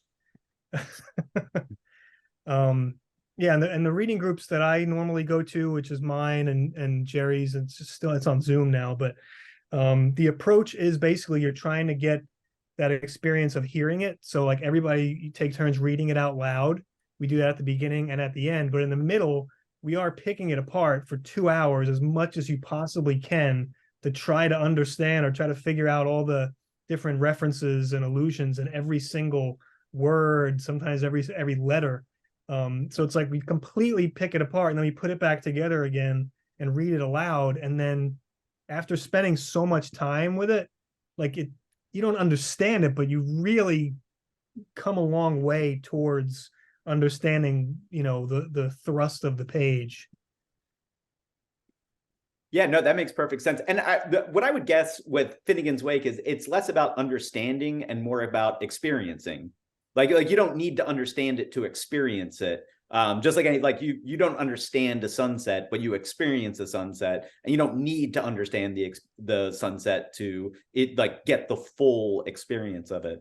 And I'm so glad you brought up the world made of language thing in regards to Finnegans Wake, because if you take the idea of general semantics seriously, where basically how we use language is informing how we perceive the reality, and how we perceive reality then feeds back to how we interact and what is possible and not possible, that basically Finnegans Wake is an expansion of reality beyond anything else that had previously existed, because it's all brand new words. And the more words you put into a world made of language, the broader it gets, the more possibilities, because now you have new ways to think, new ways to express yourself for things that never existed before, because he's forging all these ideas together and creating new memes, essentially. That's kind of a fun idea, like the idea that if language is a technology, and that I fully agree with that. And one of the things that I've got stuck on is the idea that really the mind is a technology. Like the thing that we think is so internal and separate really is something that it's a tool that it consists of artificial constructs that we use to construct things. The mind is a technology in the same way that words are a technology, and that in a way the Finnegans Wake is a explosion of new possibilities. And just to add on to the point of like language as technology and whatnot, and it's also kind of, if you interpret it through like the McLuhan way, and maybe then through Vico as well, which is all circular then, right? Joyce maybe is pushing language as a technology to the absurd limit, you know, kind of like how Bob talked about. He pushed naturalism in Ulysses to, you know, to its limit, you know, seeking to birth another genre or whatnot. And you know, it is interesting to think about in terms of, you know, historically, there's a cool book out there I want to take a look at, which is it's like, you know, Joyce's literature, the cantos, air flight, and phenomenology, and the montage. So, you know, like we mentioned Joyce earlier, in terms of he was a pioneer in seeking to bring cinema to Ireland, you know, but that he was already hip to that was the newest art form then in the late 1800s and the early 1900s. Like that was the newest art form. And, you know, looking at that through the understanding media lens, you know, it encapsulates everything else that came before it. It's the newest form. So sound obviously is more of a thing, you know, and like, but circling to the notion of, can you communicate without words then? Because that then begs the question, when you push words to its absolute limit, well, is there another way we could talk about this? Because this is getting crazy, you know, like, and comes the image, you know, and the disruptive force of the montage when it first arrived on the cinema screens. Like, it was seen as almost like a threat to one's rational mind, that like it would drive you crazy. And you know, the early kind of Soviet filmmakers pushed montage to the edge, but have been so influential, and it's just like a normal part of a movie now that we watch, because culturally, society, we've absorbed that new technology or something like that, you know. And I mean, is it possible that we can communicate with multi-dimensional language like Finnegans Wake? You know, like, I do wonder that sometimes, you know, like in certain states you can start communicating with those Joycean words, you know. You just wonder if anyone is knowing what you're saying. Right. What I have to say, is my mic on? Yeah, I can hear you. Yeah, okay, great. What you were just talking about, Bobby, and to a certain extent also Gabe, is what Gilles Deleuze calls the production of sense. So we use language to make sense out of the world around us. And so he has a book called The Logic of Sense, where he looks at, it's basically a book of morphogenesis of how life comes into being. And so what Joyce is doing with his experiments with language is creating different realms of sense, producing meanings, and it's connected. It's not just meaning, but it's life. It's a life force. It's expanding life. So in terms of who Finnegans Wake is for, I would say that it's a didactic book that can be looked at as a book where you can learn things from. Joyce talks about, at the end of the book, he's got the keys to given, like he's given the keys in the book. In my essay, I talk about how I see Howth Castle and environs in the first sentence as a pun on how, like Joyce is telling us how to do something. And what the education, it's an education of the heart, basically, which is different than learning things through the intellect or through the body or whatever. So I think anyone who is interested in just trying to learn more about themselves and learn more about the world and about life, that, you know, if they have the motivation to put in the work to understand fragments of Finnegans Wake, then that's for them. I mean, that's what I think Bob Wilson really liked about it, and what I like about it is that it's a huge puzzle. It's a maze that you have to navigate, and navigating a maze or a labyrinth when you successfully learn how to navigate one maze, it gives you the skills to navigate further mazes. And the greatest maze is going to be, if you follow the belief system about the bardo, it's going to be the maze after you've left your body at death, because it's, chaotic there. Here's an interesting story that happened to me in Tales of the Tribe when we were studying Finnegans Wake. And I came up with this long post. I Googled all the times in the concordance that he used the word leaves. And I was like making this Kabbalistic theory that it was El plus Eve, and Bob answered me after all this, and he said that leaves, he pointed out something I hadn't thought about, but leaves has to do with leaving the body also. And in this post, he said that in his reply, he said that as Joyce was getting toward the end of Finnegans Wake, of writing it, that he realized he was going to be leaving his body. So in a way, he might have been writing it for himself. And this was a very poignant thing for me to read, because I realized at the time of Tales of the Tribe that Bob Wilson was at the same stage. Like he had realized he was going to be leaving his body in the not too distant future.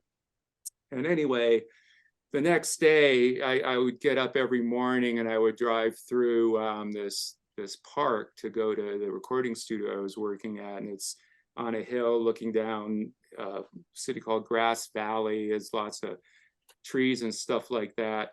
And I was like tripping. It was like I was taking acid or something, just on all the foliage, all the leaves, you know what I'm saying? And somehow I just got super high. I was just thinking of that connection with leaves and death and all that. So anyway, I think, so part of the education of Finnegans Wake is learning how to die and learning how to live. That's beautiful. That's absolutely beautiful. Yeah, I wanted to, and something that supports this is that there's that book, I forget the guy who wrote it at this point, but The Coming Forth by Day of Osiris Jones. And Joyce, once he found out the title of that book, he was like, oh shit, someone beat me to it. Like, he was so worried. Like, there's all these letters of him being like, you got to get me this book. Like, I have to see this book. He's in World War II is barreling down on him and he won't leave because he's got to get this book. Like, people are telling him, no, like, we'll get it to you later. Don't worry. And he's like, still haven't seen that book. Like, he won't, because it's too on the nose, which suggests that is like what's going on there, because he was so worked up that this like combination of the Egyptian Book of the Dead and Joe Everyman was had basically stolen his thunder, which it kind of makes sense. Yeah, touching back too on sorry, Peter, go ahead, man. Just want to mention real quick, that's a poet named Conrad Aiken wrote that. I think it was published right after the Wake, and yeah, Joyce was obsessed with it. And I have a copy. It does have some Wakean elements where it's like one family and it's reliving the whole thing of the Egyptian Book of the Dead. Yeah, I bought a copy too. I bought the edition that Joyce was chasing just for fun, to have I think it was a 44 maybe. Yeah. Yeah, and so I lost my train of thought. All right, so I just wanted to add on, man, one quick please. Oh, that's right. Yeah. Ponderance on, because you mentioned earlier, Bobby, an explosion like a mind. Like, where does the mind reside then, right? Does Joyce raise those questions? I know Bob raised those questions a lot in kind of 60s counterculture, right? John Lilly and Groff brings that up kind of in his own birth perinatal matrix theories and stuff like that. And the notions of where consciousness goes sort of after organic death, what form does it take, et cetera, et cetera. Wasn't it Jung who said that, like, was it Finnegans Wake was, the Bible of the future or something like that? Like, so, but like, how Bob always brought in the idea of the collective unconscious, and then later he settles on the morphogenetic field theory as a notion, of where consciousness can reside, and that's where I go with this sort of stuff, like, the idea of consciousness and then also memory. I know Bob swerves people into that realm to think about, like, well, what is the past then, which is consciousness awake, our trail through life, right? The wake that the wave leaves and whatnot, and so, but collective memory, does it really exist? Do we make this stuff up? Because again, like, we exist on a small blue planet, amongst in a universe, in a galaxy that was born out of a molecular cloud, right? Like, it's so absurd and insane to hear these sort of theories, yet here we are, like, that's rational science, but this notion of does a collective unconsciousness even exist, for which one could get non-local and pluck things out of the mind from that, like, I'll leave it on that with that right now. Yeah, no, that's exactly it. And so that shook loose to what is the denial of death by Ernest Becker a thing that people know about? Is that like a commonly known thing or no? No, not to me. Yeah, so denial of death by Ernest Becker, it's basically taking Freud and replacing the sexual repression for the repression of death as the root cause of neurosis. And that basically, like, it's all like people tend to play games where they're repressing the finality of the self and, trying to create some permanent thing, as opposed to, accepting that death is a real thing. And kind of feeding back to what Vincent said about how we as Americans are pretty bad, I think, as a culture of dealing with death. And that, kind of, Finnegans Wake being a funeral, that like somehow like being more like not repressing death might relieve some of the neurosis that we experience as a culture. Well, I think we have to be careful too of, everyone experiences those different types of funerals and whatnot. It's not just a cultural thing of all Irish people when they die, out comes the fiddles and the jigs and the song. Sure, yeah. I mean, I'm Irish myself. My dad died. I mean, it was fairly grieving and also fun in some ways. You think about, it's a human experience, right? Like, but but the message is the same, right? The joyful transition or something, but I'm just left with questions. Does Joyce, like you said, he provide the keys, right? I mean, the metaphor of the bardo itself, I don't want to get too deep in all that, steered into, well, I know I'm amongst like minds, so this is an obsessive existential thought that we probably all share, like, but it's just such an interesting thought to me. Like, does what passages does Joyce kind of bring up? That what are some of the keys, man? I want to know. But is it Joyce's? I mean, there is that idea that any sophisticated, complex problem-solving process will eventually become conscious. If it is, because it's almost like it appoints an overseer. It becomes such a complexity. If it's trying to solve a problem, it reaches a point where it's like, Jesus, there's so much going on. We're going to have somebody overseeing it, and that becomes the self. That becomes that idea, which is that dichotomy with the sort of absolute fundamentals, not the cultural accretions of Buddhist thing, but the absolute core of Buddhist philosophy, that everything is impermanent, imperfect, and impersonal. You put that idea, there is no consistent self, because everything is impermanent and everything is imperfect. There's no perfection. Whereas we in the West, our sort of our concept, our Western philosophical concept, is there's an ideal that we are going towards. There's this thing, this perfection that we're moving towards, and therefore we will constantly. And therefore, death is the dissolution of that. We see that as, because we consider ourselves to be a thing, rather than Bob's, again, that constant iteration in his non-simultaneous processes interacting. It's that it's all processes. There isn't one single process. They're all interacting non-simultaneously.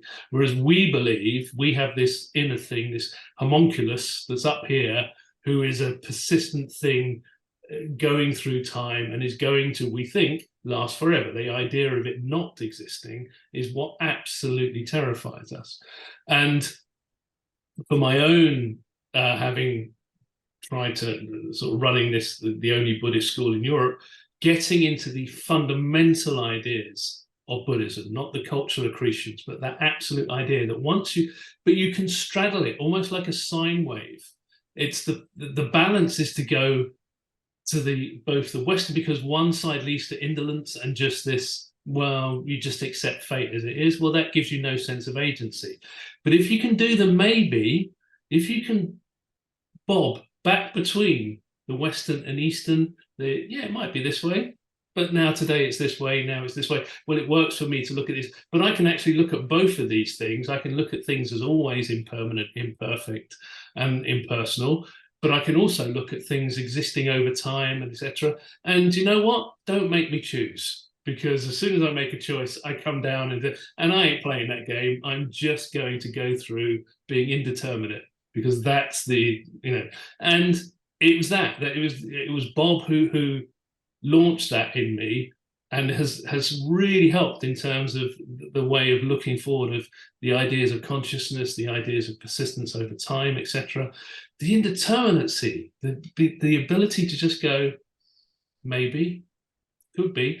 And it turns out that's the heart of the Theravadan Buddhists, the guys who spend decades in the depth of Thai jungles, etc.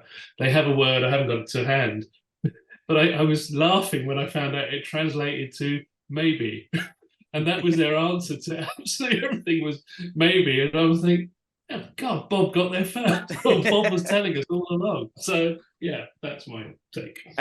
And that's where we are. Well, not tonight. It'll be on Thursday, which is the maybe night, and which is why I kind of like, as we talked about at the very beginning. It's like, when does Finnegans Wake take place? Maybe it takes place on the winter solstice. Maybe it takes place on every day possible. Maybe it's Easter, maybe it's, it would almost make sense for it to be the same day as Ulysses, because the characters are going to sleep at the end of the book. But so it's almost just like an arbitrary distinction to say, let's just pick a day, let's make that the day. I'm proposing this, and we'll see if something kind of like builds up from there. Do you guys want to throw out final thoughts as we kind of wrap up here? Can I throw one thing, just a purely from an interest point of view? So I picked up this copy of Ulysses, and it's from an art project back in the early 90s. Bless him, this artist went out of his way. It's a full copy. It contains every single word in Ulysses. But what he's done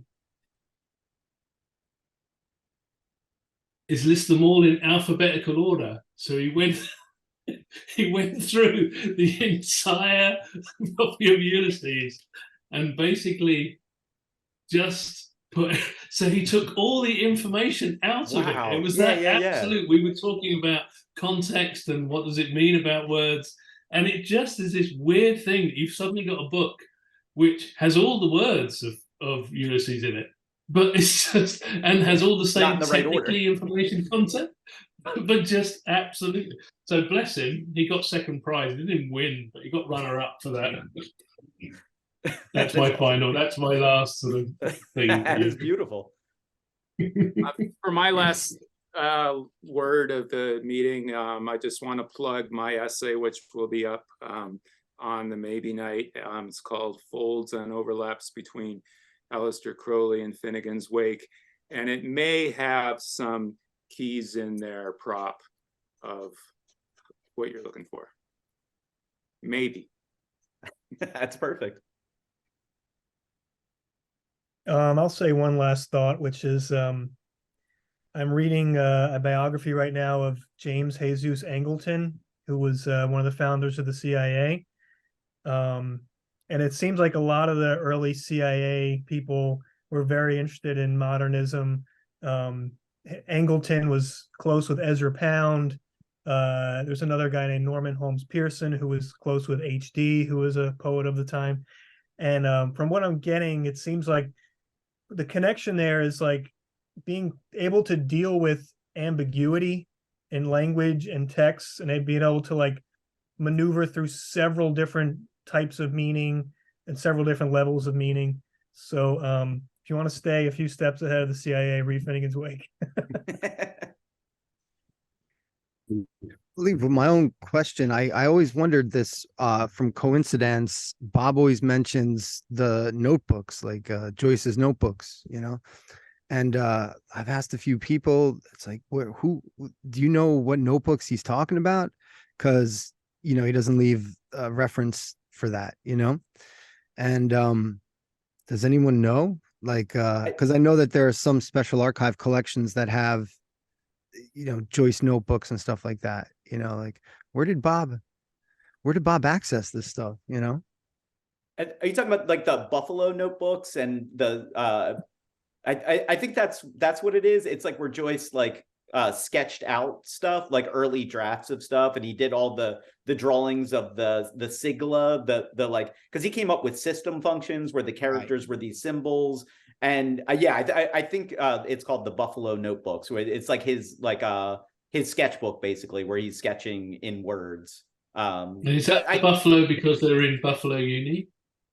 I don't know why they're called the Buffalo notebooks. And then isn't there something, the Scribble Hospital or something? There's another thing that's similar, that's a collection of notes. I don't know if that's just what Joyce called the Buffalo notebooks. It could be they're the same thing. But I know there's that. And Joyce refers to the Scribble Hospital thing. I don't think I'm saying it right. But there's a lot of like, because he was writing in I think at first he was writing it longhand, then someone else was writing it as he dictated it to him, and then he would mark up what they wrote in crayon. And I know there's a lot of that stuff, but I don't think that's the notebooks. I think the notebooks are more like his research material. You know how you have like your notes next to you while you're writing something, you just like throw stuff in. I think that might be what it is. I mean, I've seen some of them. They're on display. That they have them in a sort of often at the British Library, and I've seen them. They have them behind glass. You know that thing about don't meet your heroes? It might be close to that because they're like all of our notebooks. They're like, I'm sure that makes sense to you. But so I mean, these are the ones that are written in quite thick red pencil that he goes through, almost like an architect's pencil that he uses through. Yeah, I mean, I can take some photographs next time I'm there, and I'll send them to you quite happily. That's great. Yeah, it is. The Buffalo Special Collections Archive, the Scribble D notebook, all that stuff. That's amazing. University of Buffalo. Yeah, I'm actually like I'm like 15 minutes away from where the original manuscript to Ulysses is. The Reisenbach Museum in Philadelphia. They have the handwritten manuscript of Ulysses. And they do a big Bloomsday thing. I'm gonna try maybe for next year to see if I can sell them on a maybe night thing. They're great for if somebody's giving a like, oh my God, I've got writer's block, and it's turning around and saying, you do realize he wrote Ulysses with his knees up, on virtually blind, with his children running around his feet in a one-bedroom apartment with money worries coming out of his ears. Yeah. Let's talk about writer's block. Anyhow, guys, thank you so much for playing along with this. It's so fun to have like people like know, you know, the stuff, and you can throw it out, and there's like, you know, even better things coming back. So thank you so much for coming out for this. On Thursday there'll be a big long scroll of stuff. It's going to be maybeday.net/night. For me, just do me a favor, scroll all the way down to the bottom. If you're a fan of Robert Anton Wilson, there's something there. I'm gonna say something without saying something. So just make sure you scroll down to the end of the page, and you'll see what I'm talking about. Guys, again, thank you so much for coming along and playing along, and I'll see you guys soon. Well, we got Maybe Day coming up, and I look forward to seeing you guys again. Yeah, thanks for putting on. Have a good evening, gentlemen. Thank Of you very course, much. yeah.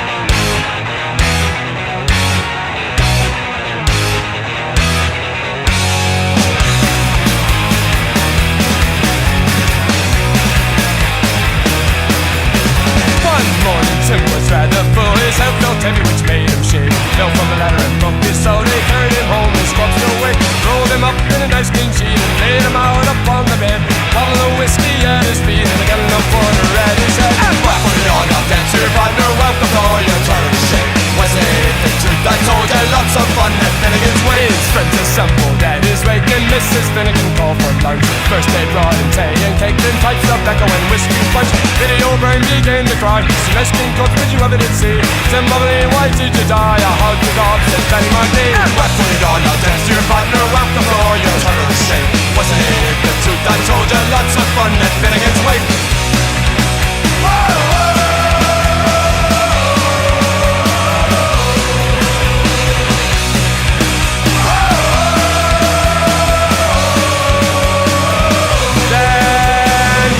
Connor took up the job. Biddy, she says you're wrong, I'm sure. Biddy then gave her a belt on the gob and left her sprawling on the floor. Then the war did soon engage. Woman to woman and man to man. Shitty law was all the rage, and a row and a ruction soon began. Mickey Maloney raised his head with a bottle of whiskey, blew it head and missed him falling on the bed. The liquor scattered over them. Tim revives, see how he rises. Timothy rises from the bed. Where your whiskey around like blazes? Tell him I'm dead, he'll think I'm dead. Put it on, now dance to your partner, welcome all your turn to shake. Wasn't it the truth I told you? Lots of fun